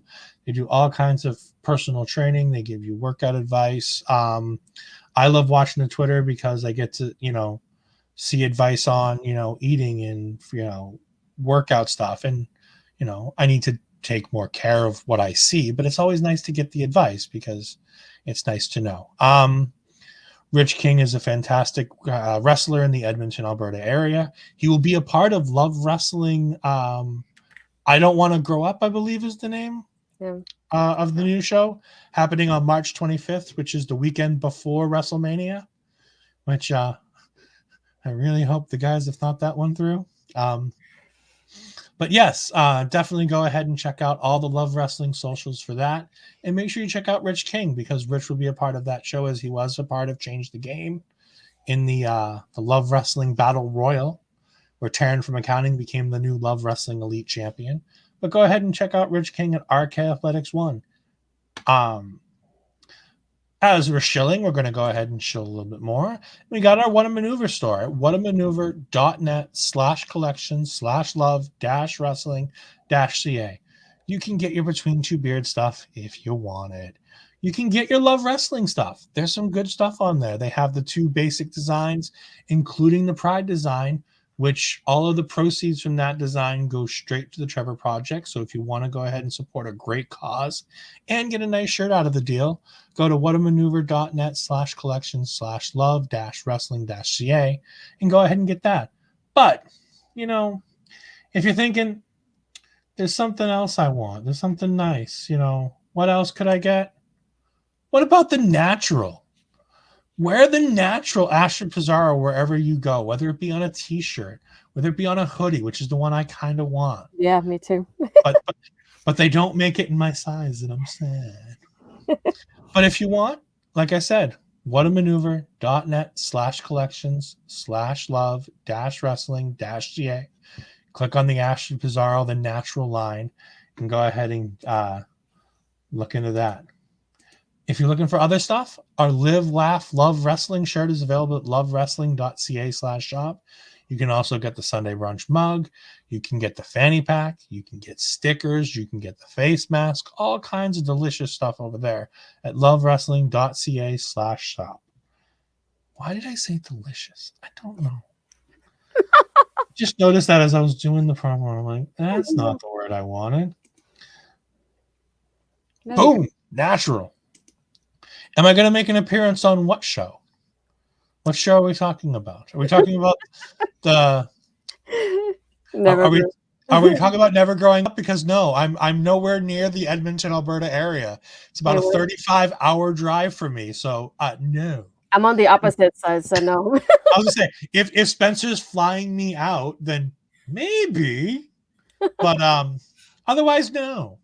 And Pluggo steals way too much of the budget to fly us out there for that show. Yeah. Hopefully they do one in Boston, November, Survivor Series-esque time. I mean, there's a couple venues here that would be nice that he could do, and, I might make an appearance there. Getting back to NXT, we then had a fun segment with Wendy Chu and Amari Miller. And Wendy Chu asks Amari to be her tag team partner for the Dusty Classic. And Amari says, I wish you would have asked last week. I'm already tagging with somebody. I can give you 3 guesses, and the first 2 don't count about who she's tagging with in the Dusty Classic. It's Tiffany, though. It's got to be Tiffany Stratton. Yeah. It's got to be. It has to be Tiffany Stratton. Yeah. To which Wendy was fantastic. She's like, no, it's fine. And Amari walks away and she goes, and I'm just like, oh, that's fantastic. I love it at the same time. Cody and Parrish are already on it, I guarantee you. Yeah. But she's like, oh, I need a partner now. Yeah, Amari and Tiffany blows raspberry. Absolutely. Mm-hmm. But now Wendy Chu's like, well, I need a partner. Who am I going to find? And she looks over, and I thought she had 3D glasses on. Like, I thought she had on some I thought she had the VR glasses. Yeah, I thought it was some weird 3D VR glasses. Nope, it's just these really crazy sunglasses or something. I don't know. It's so Dakota. But she sees Dakota Kai, and she tries asking Dakota Kai to be her tag team partner. And Dakota starts having a conversation with somebody else who's not in the room. And Wendy keeps interrupting and being like, yeah, it'll be fun. We should do this. And she's like, well, when you guys are done arguing, let me know what you think. And she walks away, and I'm just like, oh. Like, I wanted Dakota Kai to, get to the finals on her own. I really did. Did you hear what she said, though? I had to write it down because I thought it was funny. She's like, you're going to ruin this for the both of us. You're insane. And I'm like, who's the both of us? Oh, it's great. Dakota is playing this split personality thing fantastic, and I absolutely love it. And it's so fun. And her and Wendy Chu is essentially going to be what I wanted, which is Dakota basically doing this on her own. Because Wendy is going to do most of the match sleeping, which is going to be fantastic. Kai Chu. Yes. Sorry. No, it's fine. And now, Kai Chu for the win. We then get to my least favorite segment of the night. And boy, do I wish Cody was here, because before you get to that, did you see there was Grayson outside with Sungas, his name, and the officers before they came in, and they went to your part. Yeah. I was gonna. I don't care, but still. I hate when you have police officers in a wrestling segment. Watch out, they're gonna be in NXT in a couple months. They will be. It's typically security, but yeah. Probably. We then get Briggs and Jensen at the bar drinking and talking about Valentine's Day. And Jensen thanks Briggs for taking out Casey Catanzaro on a date. Not sure how much convincing I'd need to take Casey Catanzaro out, because honestly, that's the one I'd pick of the two if we're having the discussion. She seems a little bit more mellow than Caden Carter. Caden seems a bit way too like energetic for my like Casey Catanzaro's energetic, but like I feel like she likes her downtime too. I don't know if Caden Carter understands what downtime is. But they go back and forth, and Briggs tells him that he owes him $50 for beer in the movie, in the popcorn, and beer, and this and that. He kept bringing it back to beer because apparently he had an awful time. And I'm like, I really don't understand how your night was so awful, but whatever. And Jensen talks about his date, and it's very nice. And it reminds me of when I go out with my friends, and we both, pick up our half of the tab, and we hang out, and we have a good time, and we go home, and I get a hug, and, oh, it's such a good time.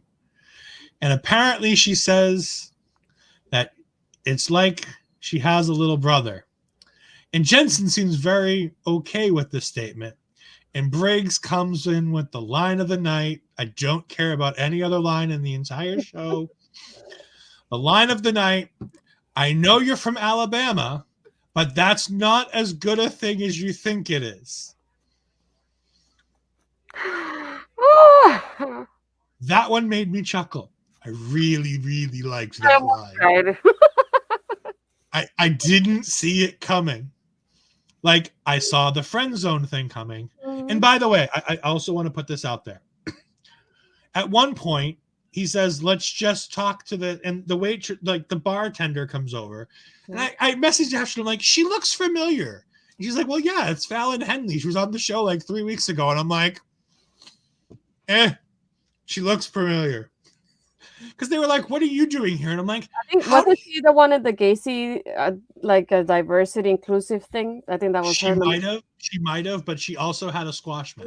Yeah, she has. Or she got squashed by somebody. I forget who it was. Probably Ivy Nile.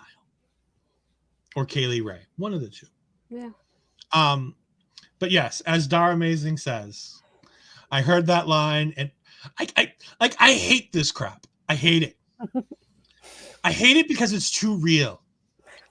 Because at the end of this, she goes, why is he so upset? Because she explains to him that, he has a friend for life, and that's a good thing. And Jensen gets all mad, as he should, because he likes the girl who thinks he's her brother, and that's never a good thing for you. I can speak from experience on this. It's not a good thing. And she goes, he's in the zone. He's like, yep, he's in the zone. And I'm like, just call it the friend zone. Like, just fucking call it the friend zone. But no, apparently Valentine's Day is not going to end this crap. It's going to continue. There you go. My turn. Yeah. Did you have any thoughts on, other than you're from Alabama, but this isn't as good as you think it is? Anything else redeeming about this entire segment? He said you owe me $50 for like the ticket and the beer and all that stuff. I'm like, that sounds about right with just the movie tickets alone and the popcorn. So I understand. I worked in a movie theater. I don't know. I definitely get that. Like $50. I'm like, I just paid my buddy for Spider-Man and the Eternals, and I paid him $75 for two dinners, popcorn, and the movies, because my friend is a prima donna and only sees the first night Marvel movies in either IMAX or Dolby Digital. And I really wish he'd just let us go to the movie theater down the street that's like $10 that I can sit in the Lincoln Continental seats. No, but I understand if it's premiere now, you gotta watch it. Like, for us, it's the XD, so I do the XD. But like, I had to do it for Scream. When Scream came out, I said, we had to do the XD movie theater. If not, I'm not going. Yeah.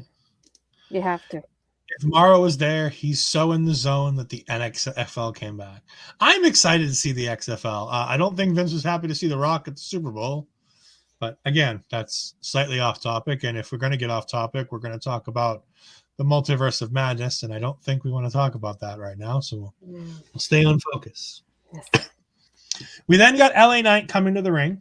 And Grayson Waller cuts him off, and tells the police officers that this is the man and shows all the video evidence of LA Knight assaulting him. And it was fun to watch. And then LA Knight says, but hold on, before you arrest me, I know I have the right to remain silent, but let me talk to you. God, I love LA Knight. And he's like, I understand everything else, but I read this. And he's like, yes, LA Knight can read. And I'm like, all right, getting Grayson before he gets you. I got it. And he says he wants to find page 2. And he tries to get to the second page of this document. But man, these papers did not want to play with for LA Knight. They did not.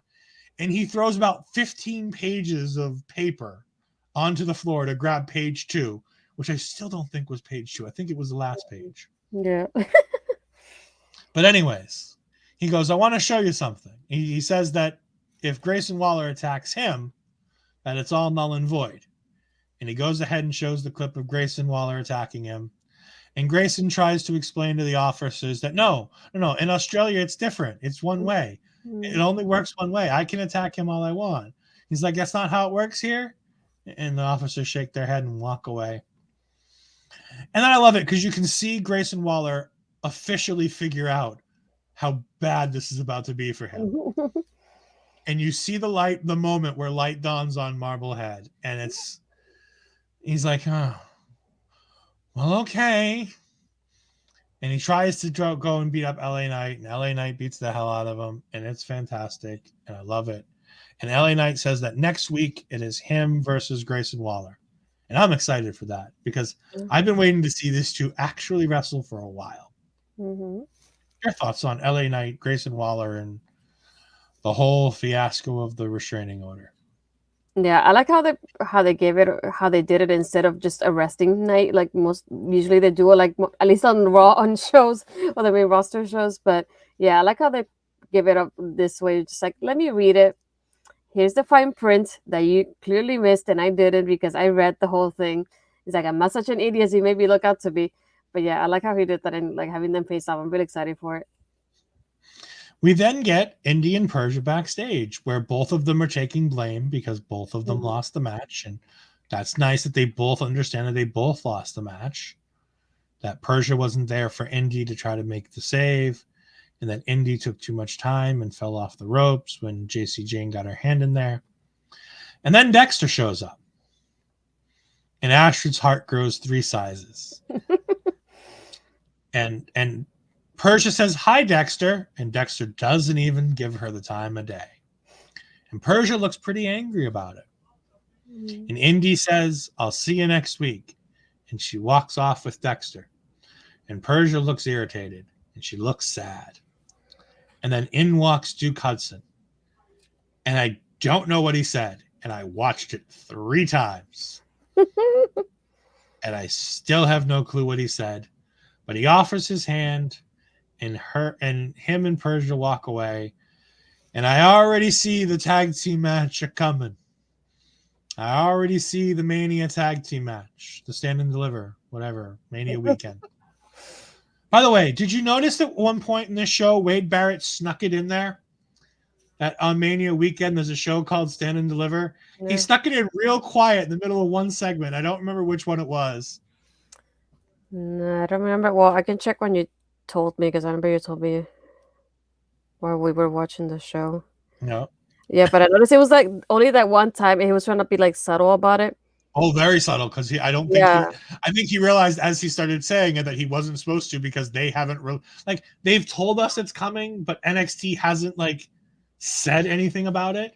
I think it was based on the chat. It was before the Dusty Cup because then after you said about the towel, it doesn't make sense, and then he turns it makes sense. So I think a little bit before that, or around there, more or less. We then got a Tommaso Ciampa promo that unfortunately I didn't realize was happening as I went to go use the restroom. Yeah. So I missed this promo. Me too. Was there anything of substance in this promo? I just put Ciampa promo. Yeah, cool. Today. I mean, Tommaso Ciampa is the heart and soul of NXT now that Johnny Gargano's gone. He's they're calling him the Pulse. I did notice that. They said it 3 times tonight. They made sure I knew that they called him It's the part of his Pulse. entrance, so. Well, yes, but so it was part of Taz's entrance too, but they never called him the Pulse of ECW. But yeah, so Tommaso Ciampa cut a promo. I'm going to assume it was on Dolph Ziggler because he showed up last night on commentary, as Astrid told me. Because Lord knows I didn't watch enough of Raw last night because I figured. you know what? You know what I spent my last night doing? I'll be honest with you. I spent last night watching curling. The Olympics. Curling. Oh, I can't get enough of it. I love this thing. Every 4 years. Every 4 years, I watch the shit out of this shit. I love it. It's shuffleboard on ice. That's a great I watch the shit out of it. Like I love it. I watch everything I can. The only one I don't watch is the mixed doubles. I don't like the doubles. Give me the 4 people one with the men's team and then the women's team. Love it all. But like shuffleboard on ice, it's fantastic. You got to watch them curling, Ashton. I'm telling you. You got people with little brooms and throwing rocks. It's fantastic. I'm telling you, you got to watch the curling. This is going to somehow end clipped on the show. I guarantee you. Somehow this crap is going to get clipped. Dara's probably going to do it. Probably in here still. Oh, Dara's definitely still in here. There's plenty of people here that can clip it. I'm sure Parrish will find it tomorrow when he rewatches the show and sees it and sends it to us. Carmelo, at this point we get Carmelo versus Grimes, which I said was an absolute banger. Loved it. It was fantastic. We got the Dusty Classic recapping the whole tournament. We then got a Rage Room segment with KLR. And I'm like, oh, this is going to suck. And it quickly got really good. It real good, real quick.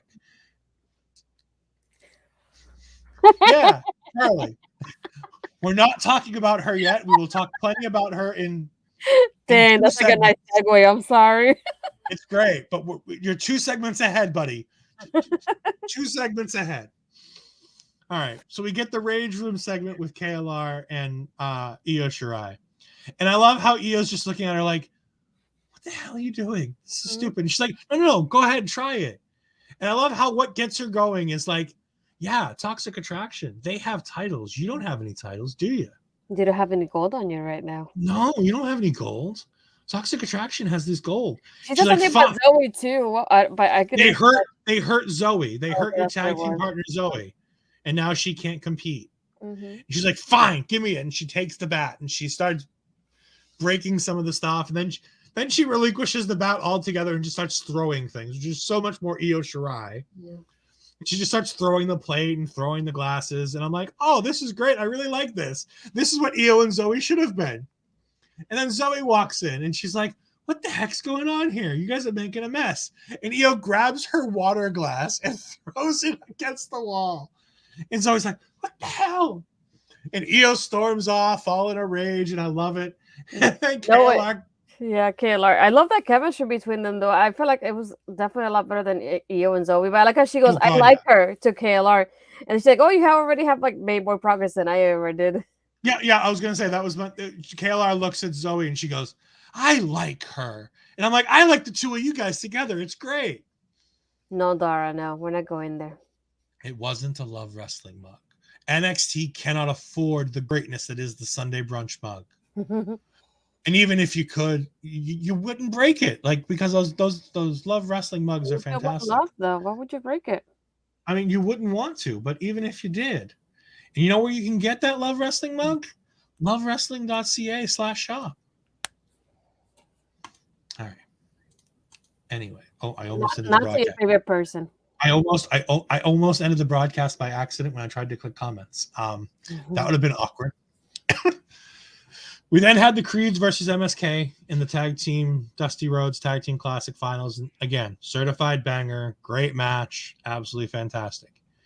And then we got Nikita Lyons. New crush alert. Can we do a sign that says new crush alert whenever you talk about Mandy or her? I'll talk to Zach. I'm sure I can. One that lights up and everything. We're like, it was like a GIF. I'm sure I can get an overlay that puts little hearts above my head and everything. I'll talk to Zach.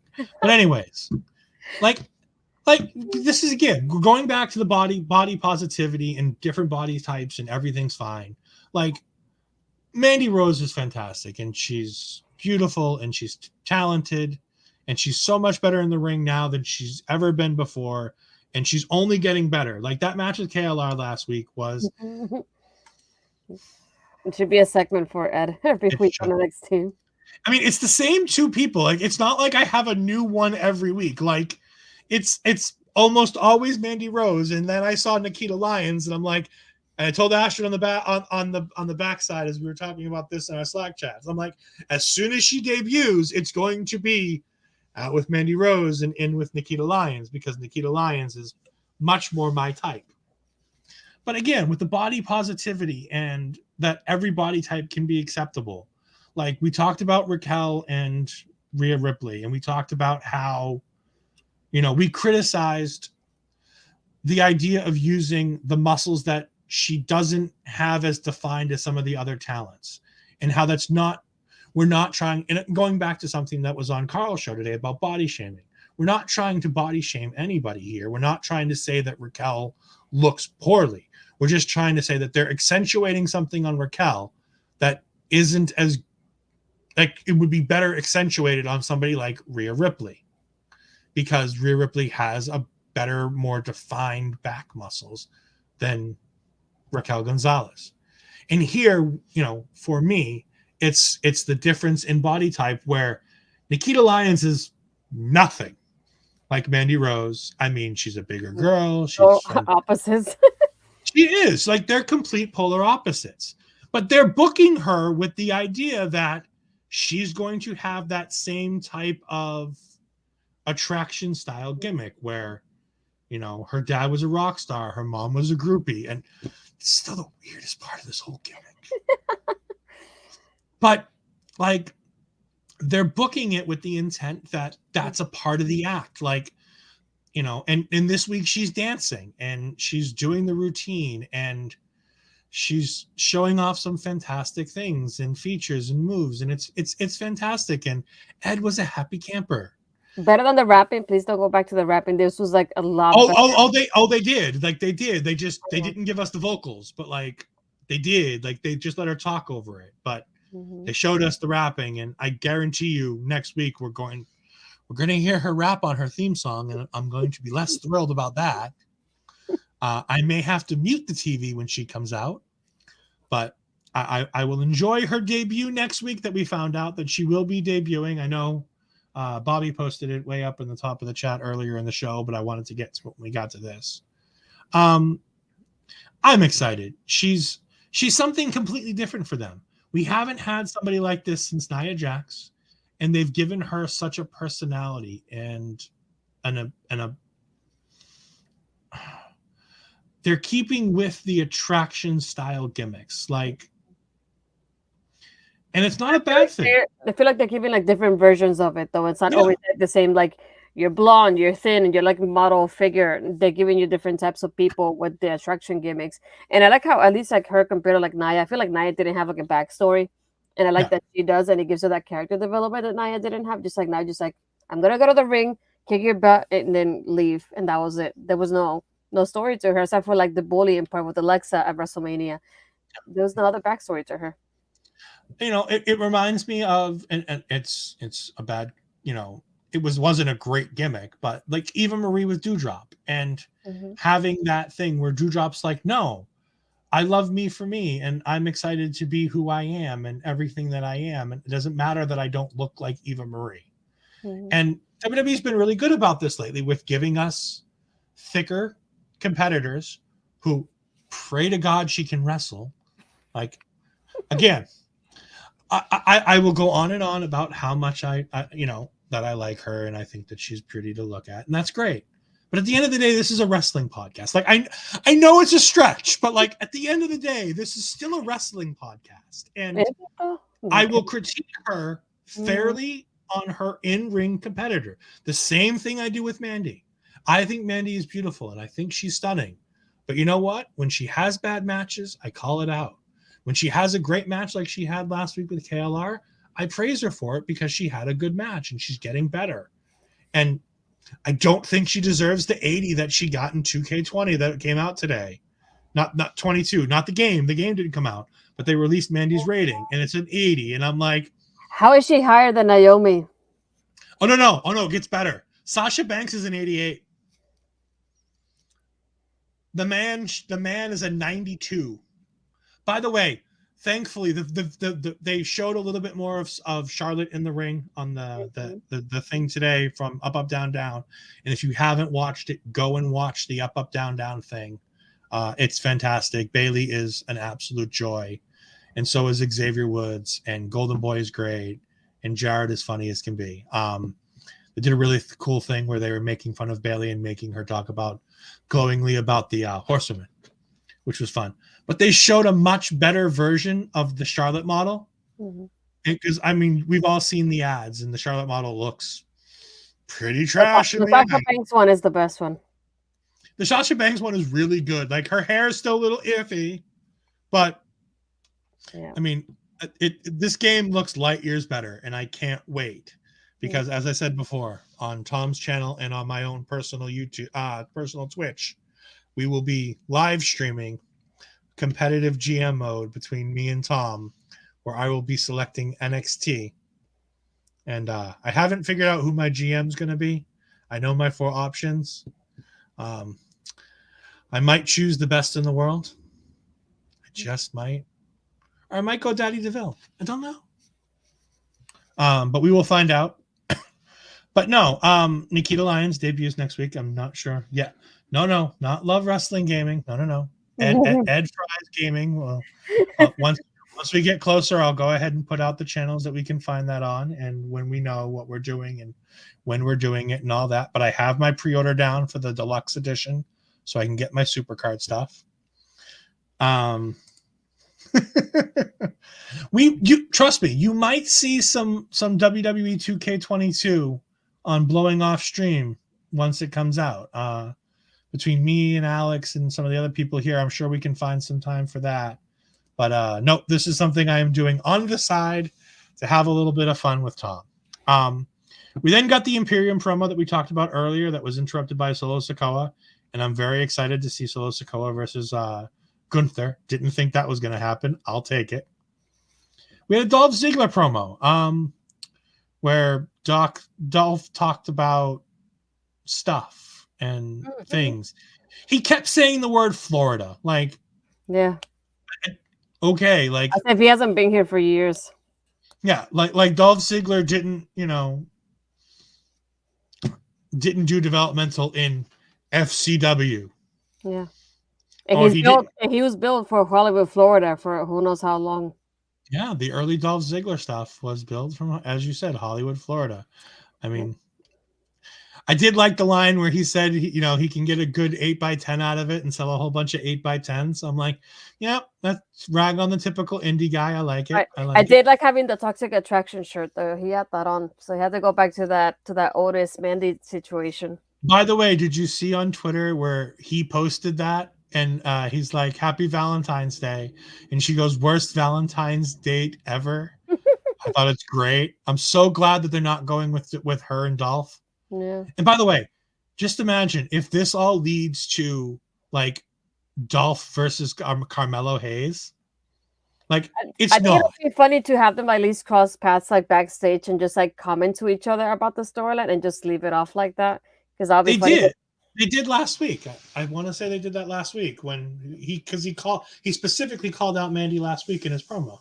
Yeah, but have they been like face to faces? I don't remember seeing them face to face like that though. Okay. Yeah. No. What I would love to see is Mandy backstage with Mello doing like a little thing, and then Dolph walks by and he's like, "Hey, Mandy." Yeah. And like she like just like puts her arm on Carmelo. Because like I know we're not gonna get Carmelo Hayes versus Dolph Ziggler, but I can dream. Like, that would be fun to watch. Like, can you imagine those two? They would have a great 30-minute match. Yeah. But anyways, speaking of better than expected matches, and on a wonderful anniversary, today is the 14-year. No, that's not right. Is it? No Way Out.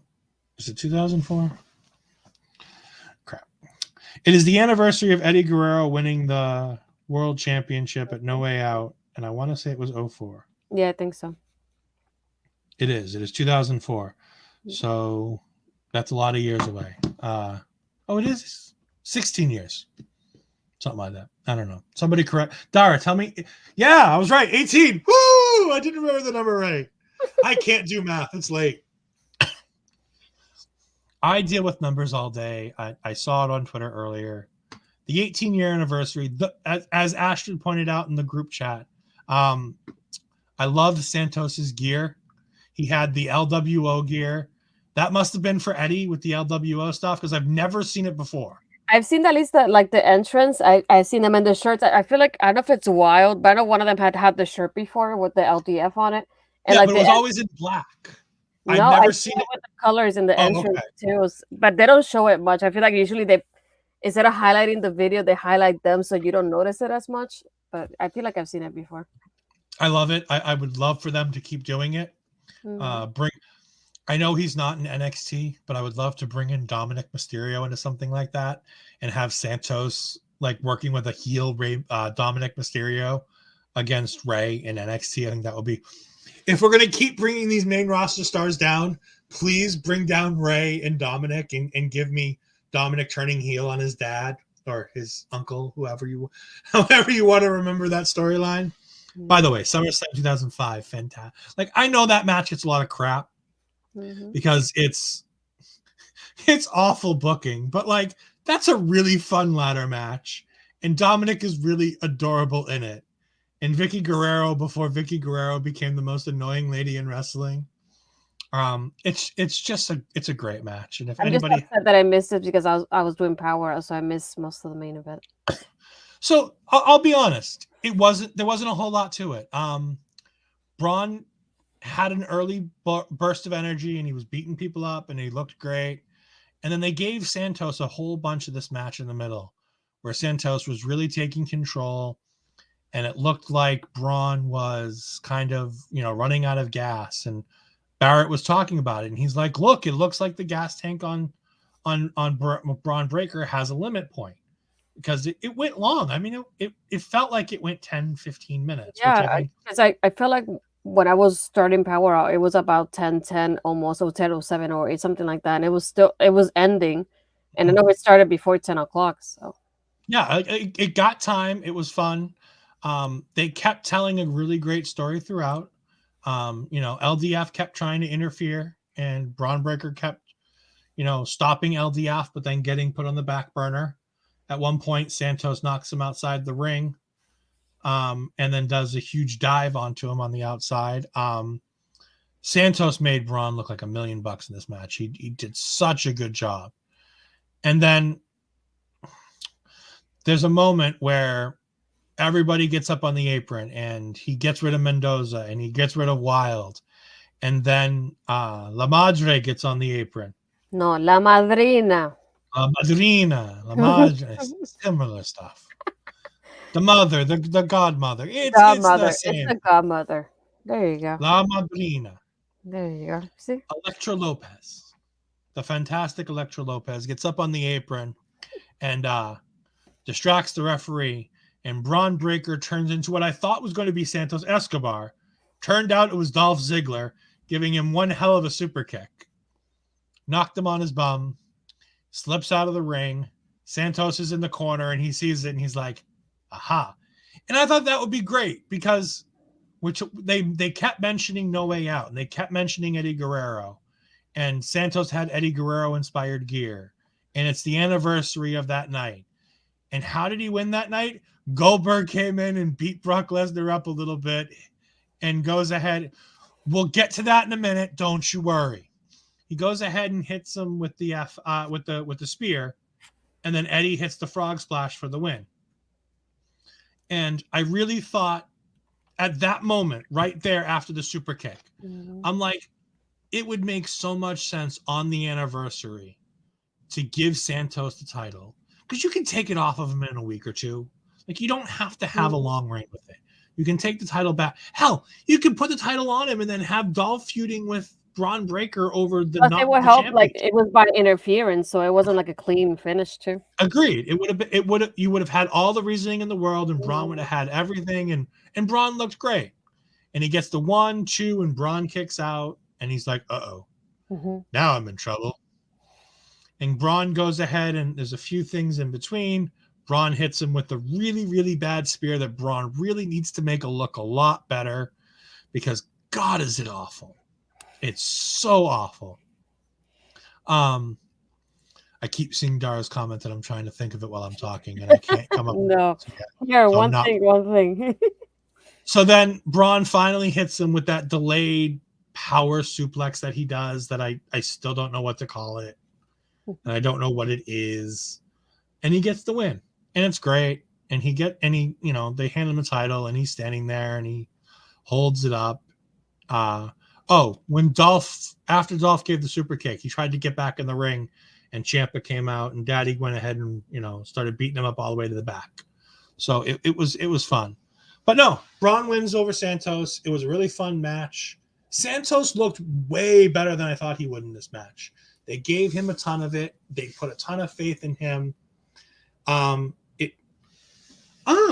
That makes sense, Star Amazing. I am going to put this one up there.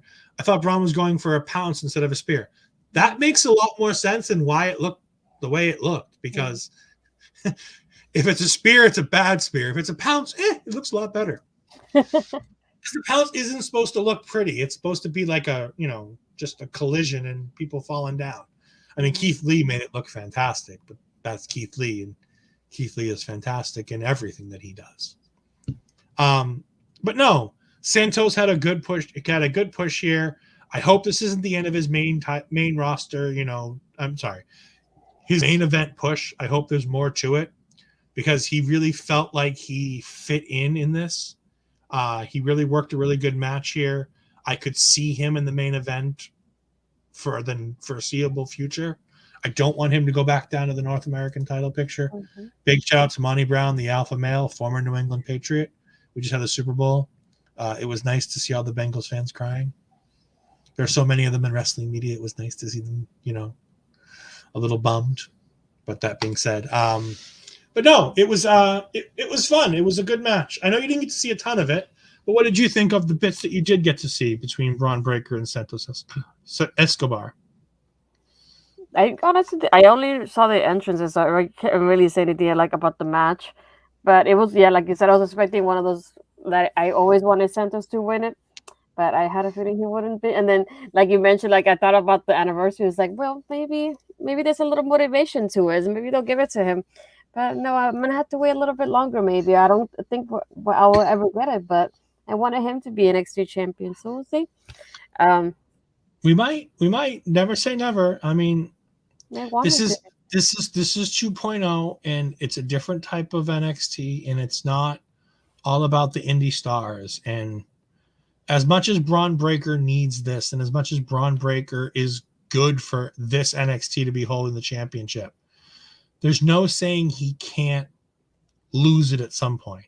There's no saying you can't have a nice run for Escobar at some point with this championship. I mean, because this main event scene right now, it's Ciampa and it's Santos and it's Dolph Ziggler and Braun Breaker.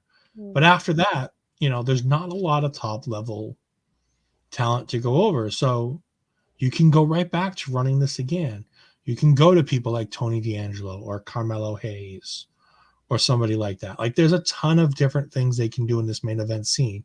And there's no reason to think that Santos won't be back in this title push and that he won't get a good push. I'm just glad that it looked like he had a really killer match in there, and they gave him the faith that they had in there to put him in with Braun Breaker, young in his career, as he calls him, young champion. And Braun Breaker had his moment and had a good one. Mm-hmm. And that was NXT this week. Next week, LA Knight versus Grayson Waller. Nikita Lyons will finally debut, and Ed will be a happy man. Daddy Ciampa versus Dolph Ziggler will probably be our main event. Yeah, and the Women's Dusty Cup, apparently. And the Women's Dusty Cup starts.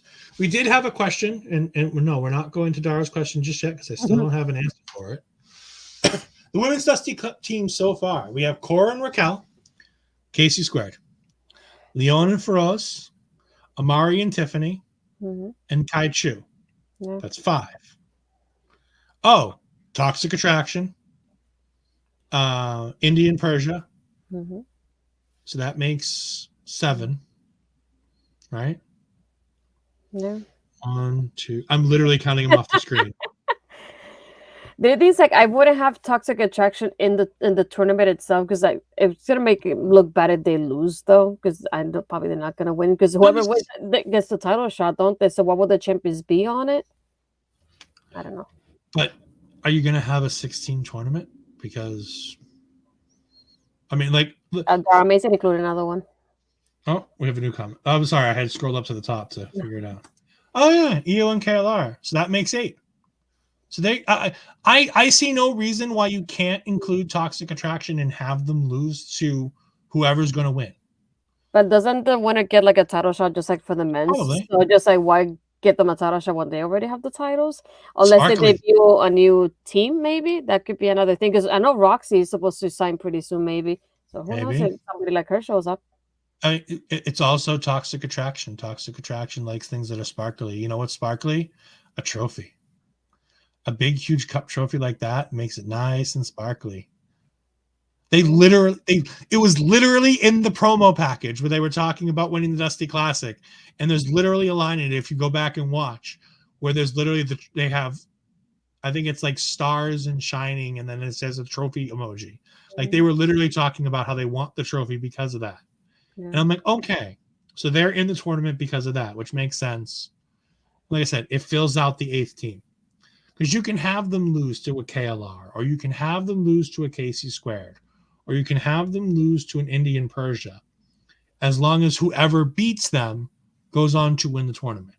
You don't even have to do it in the finals. Like you can have them lose in the semis to one of those teams, and then have that team win. I think you can have them win, and it continues to push that they truly deserve a championship match. Because I mean, Toxic Attraction, it's not like they're not Roman Reigns. It's not like they can't lose a match on their way to the top. Like they can drop an L and still like. I know it's not nice to see your champions lose, but I don't necessarily hate the idea of having them lose on their way to the top. But that was NXT. Your thoughts on Vengeance Day as a whole? It was pretty good. Like I mentioned earlier, just like I like having like little amounts of matches, or like not that many, so that they can focus on these matches, get them their time they deserve. And not only that, but get that good mix of like backstage stuff as well. And there's a good mix of everything, like a good balance to it in the show. And that's what I like about these like theme shows when they do them. Yeah, I mean, we had 5 matches that all made sense. They all felt big. The matches felt important. Yeah, Star Amazing. Thank you. Vengeance Day was fun. And now, because I can't put it off any longer because we're getting ready to go to the end of the show, Star Amazing asked dumb question. If Tommaso Ciampa is daddy, who is mommy? I'll give it to you because you're the one that said daddy to begin with. It's just because he called himself Daddy Ciampa, and it makes it so much easier than writing Ciampa down because I don't know how to spell it. I should know how to spell it. I've been talking about this guy for years because on the Indies he was local too, and I don't know. I mean, Elektra Lopez is a good answer. La Madrina. I mean, it's kind of in there. So Nikita Lyons is a good answer. Here we go. I'm going to give you this. She's not there anymore, but I've made this joke before, and it's something I like to say, and it's going to make Astrid laugh. When Rhea Ripley showed up in the Mae Young Classic, she was the girl you take home to mom. She was cute, and she was bubbly, and she was blonde, and she was adorable. And then she came back for the Dusty Rhodes. No, sorry, not for the Dusty Rhodes Classic, for the Mae Young Classic too. Mm-hmm. And she had completely changed her attire, and she was the bona fide Rhea Ripley. And I say she went from the girl you take home to mom to the girl who makes you call her mommy. So we're going to go with Rhea Ripley because it makes the most sense. And it's, I mean, the other answer to this is Daddy DeVille. Like, Sonya Deville, she calls herself daddy, so why would you put in the mommy section? Because she's Daddy DeVille. And No, the other one's like Raquel, Big Mommy, cool, mommy, same thing. Yes, but we've been over how I don't know if the whole the Big Mommy cool thing works for her, considering They just leave Rhea. Rhea's the best answer. I think it's Rhea. I mean, Yeah. God, this question is going to get me in so much trouble. Oh, Dara, I love you, but Good job, Dara. I wish you didn't pay attention to me so much all the time. I really wish I thought of that one too. Candice LeRae. Yeah, that makes a whole lot of sense. She is about to be NXT mommy, as she and Johnny are expecting their first child. I think it's any day now. Yeah, I saw his tweet about it, that Disney were to walk around to induce labor. So anytime now. Or Dakota Kai. I'll stick to Rhea. And we have one more comment from Bobby. I was watching an Elektra Lopez on the WWE YouTube channel, and somebody asked her a question about the Dusty Classic, and she's I wholeheartedly believe she doesn't need a tag team partner. The problem is there's nobody to tag with her that makes any sense. And like they've stretched it about as far as they can with Dakota Kai and Wendy Chu being a tag team. Like they've stretched that's about as far as they can go and make any sense. I also don't want to see Elektra in with all these people in this tag team Dusty Classic, they're going to need people for Mandy Rose. I think Elektra Lopez makes a whole lot of sense against Mandy. I know it's heel versus heel, and it probably won't. If you think about it, all we have left that's not in the cup will be Elektra and Ivy, right?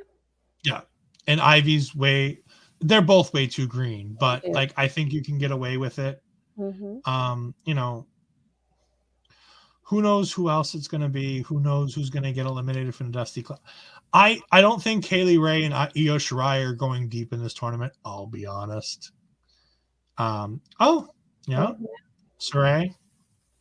So again, Saray versus Mandy Rose could make a whole lot of sense because it was Saray who created the demented brunette that ended up starting Toxic Attraction. It was that missile drop kick that she does against the ropes. With that being said, Astrid Week 4.0. Give us the rundown. Well, yeah, I mean, you saw me earlier in PowerrrOut. That's the second time I do PowerrOut, maybe. I also saw you last week on Between Two Beards. Yeah, and then this week on Between Two Beards again. It's only between one beard this week? Yeah, apparently. And then, next week again at NXTea with Ed and hopefully Cody.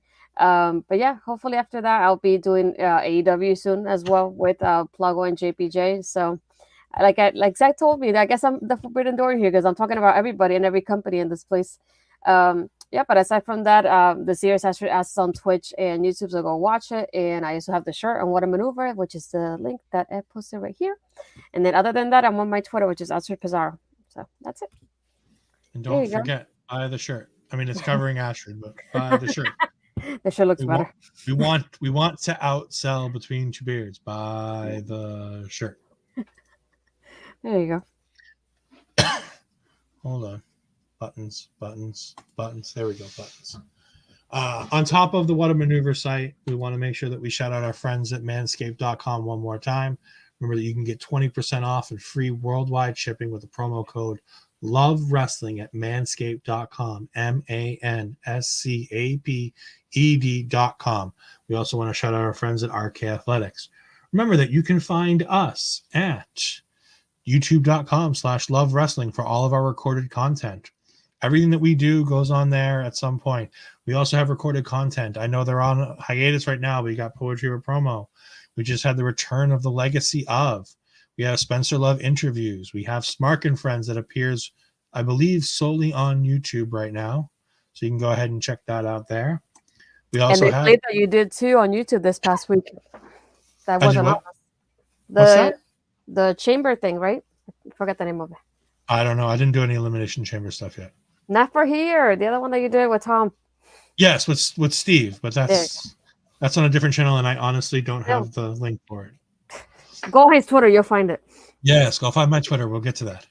You can find us all at twitch.tv/Love Wrestling for all of our live content, including Between Two Beards with Astrid Pizarro this Thursday at 8:30. again, you can go ahead to lovewrestling.ca/shop. You can also find me right here at edfries12584. And yes, as Astrid says, I was part of the Elimination Chamber. What was your favorite Elimination Chamber video with Steve from SCW, the wrestling channel? So go ahead and find the links to that on my Twitch, on my Twitter, and you can see that video. I was the final entrant into that Elimination Chamber, and I might have had an impact. Hopefully I'll be able to be all over there again. I love Steve. He is a good friend of the Tom Collahue community, and he is a great guy. And I hope to do more work with him in the future. You have to promote yourself too. Come on, dude. I promote everybody else just fine. I don't need to promote me. Yeah, you do. I do silly stuff. I don't need any promotion. But that being said, this has been NXT. Power Out was before us. Thank you again for everything that you guys did to give us a great entree to our delightful show tonight. Hopefully Cody will be back next week as we have all kinds of fun stuff. And if not, well, Dar Amazing will definitely be back, as Dar Amazing is here every week. One of these days, maybe we'll have to have Dar Amazing as a guest. Who knows? I mean, Cody's out enough. We might, might need to line up a guest host or two. Maybe it'll be Dar Amazing. With that being said, thank you everyone for joining us. This has been NXT, and we will see you next week. Goodbye.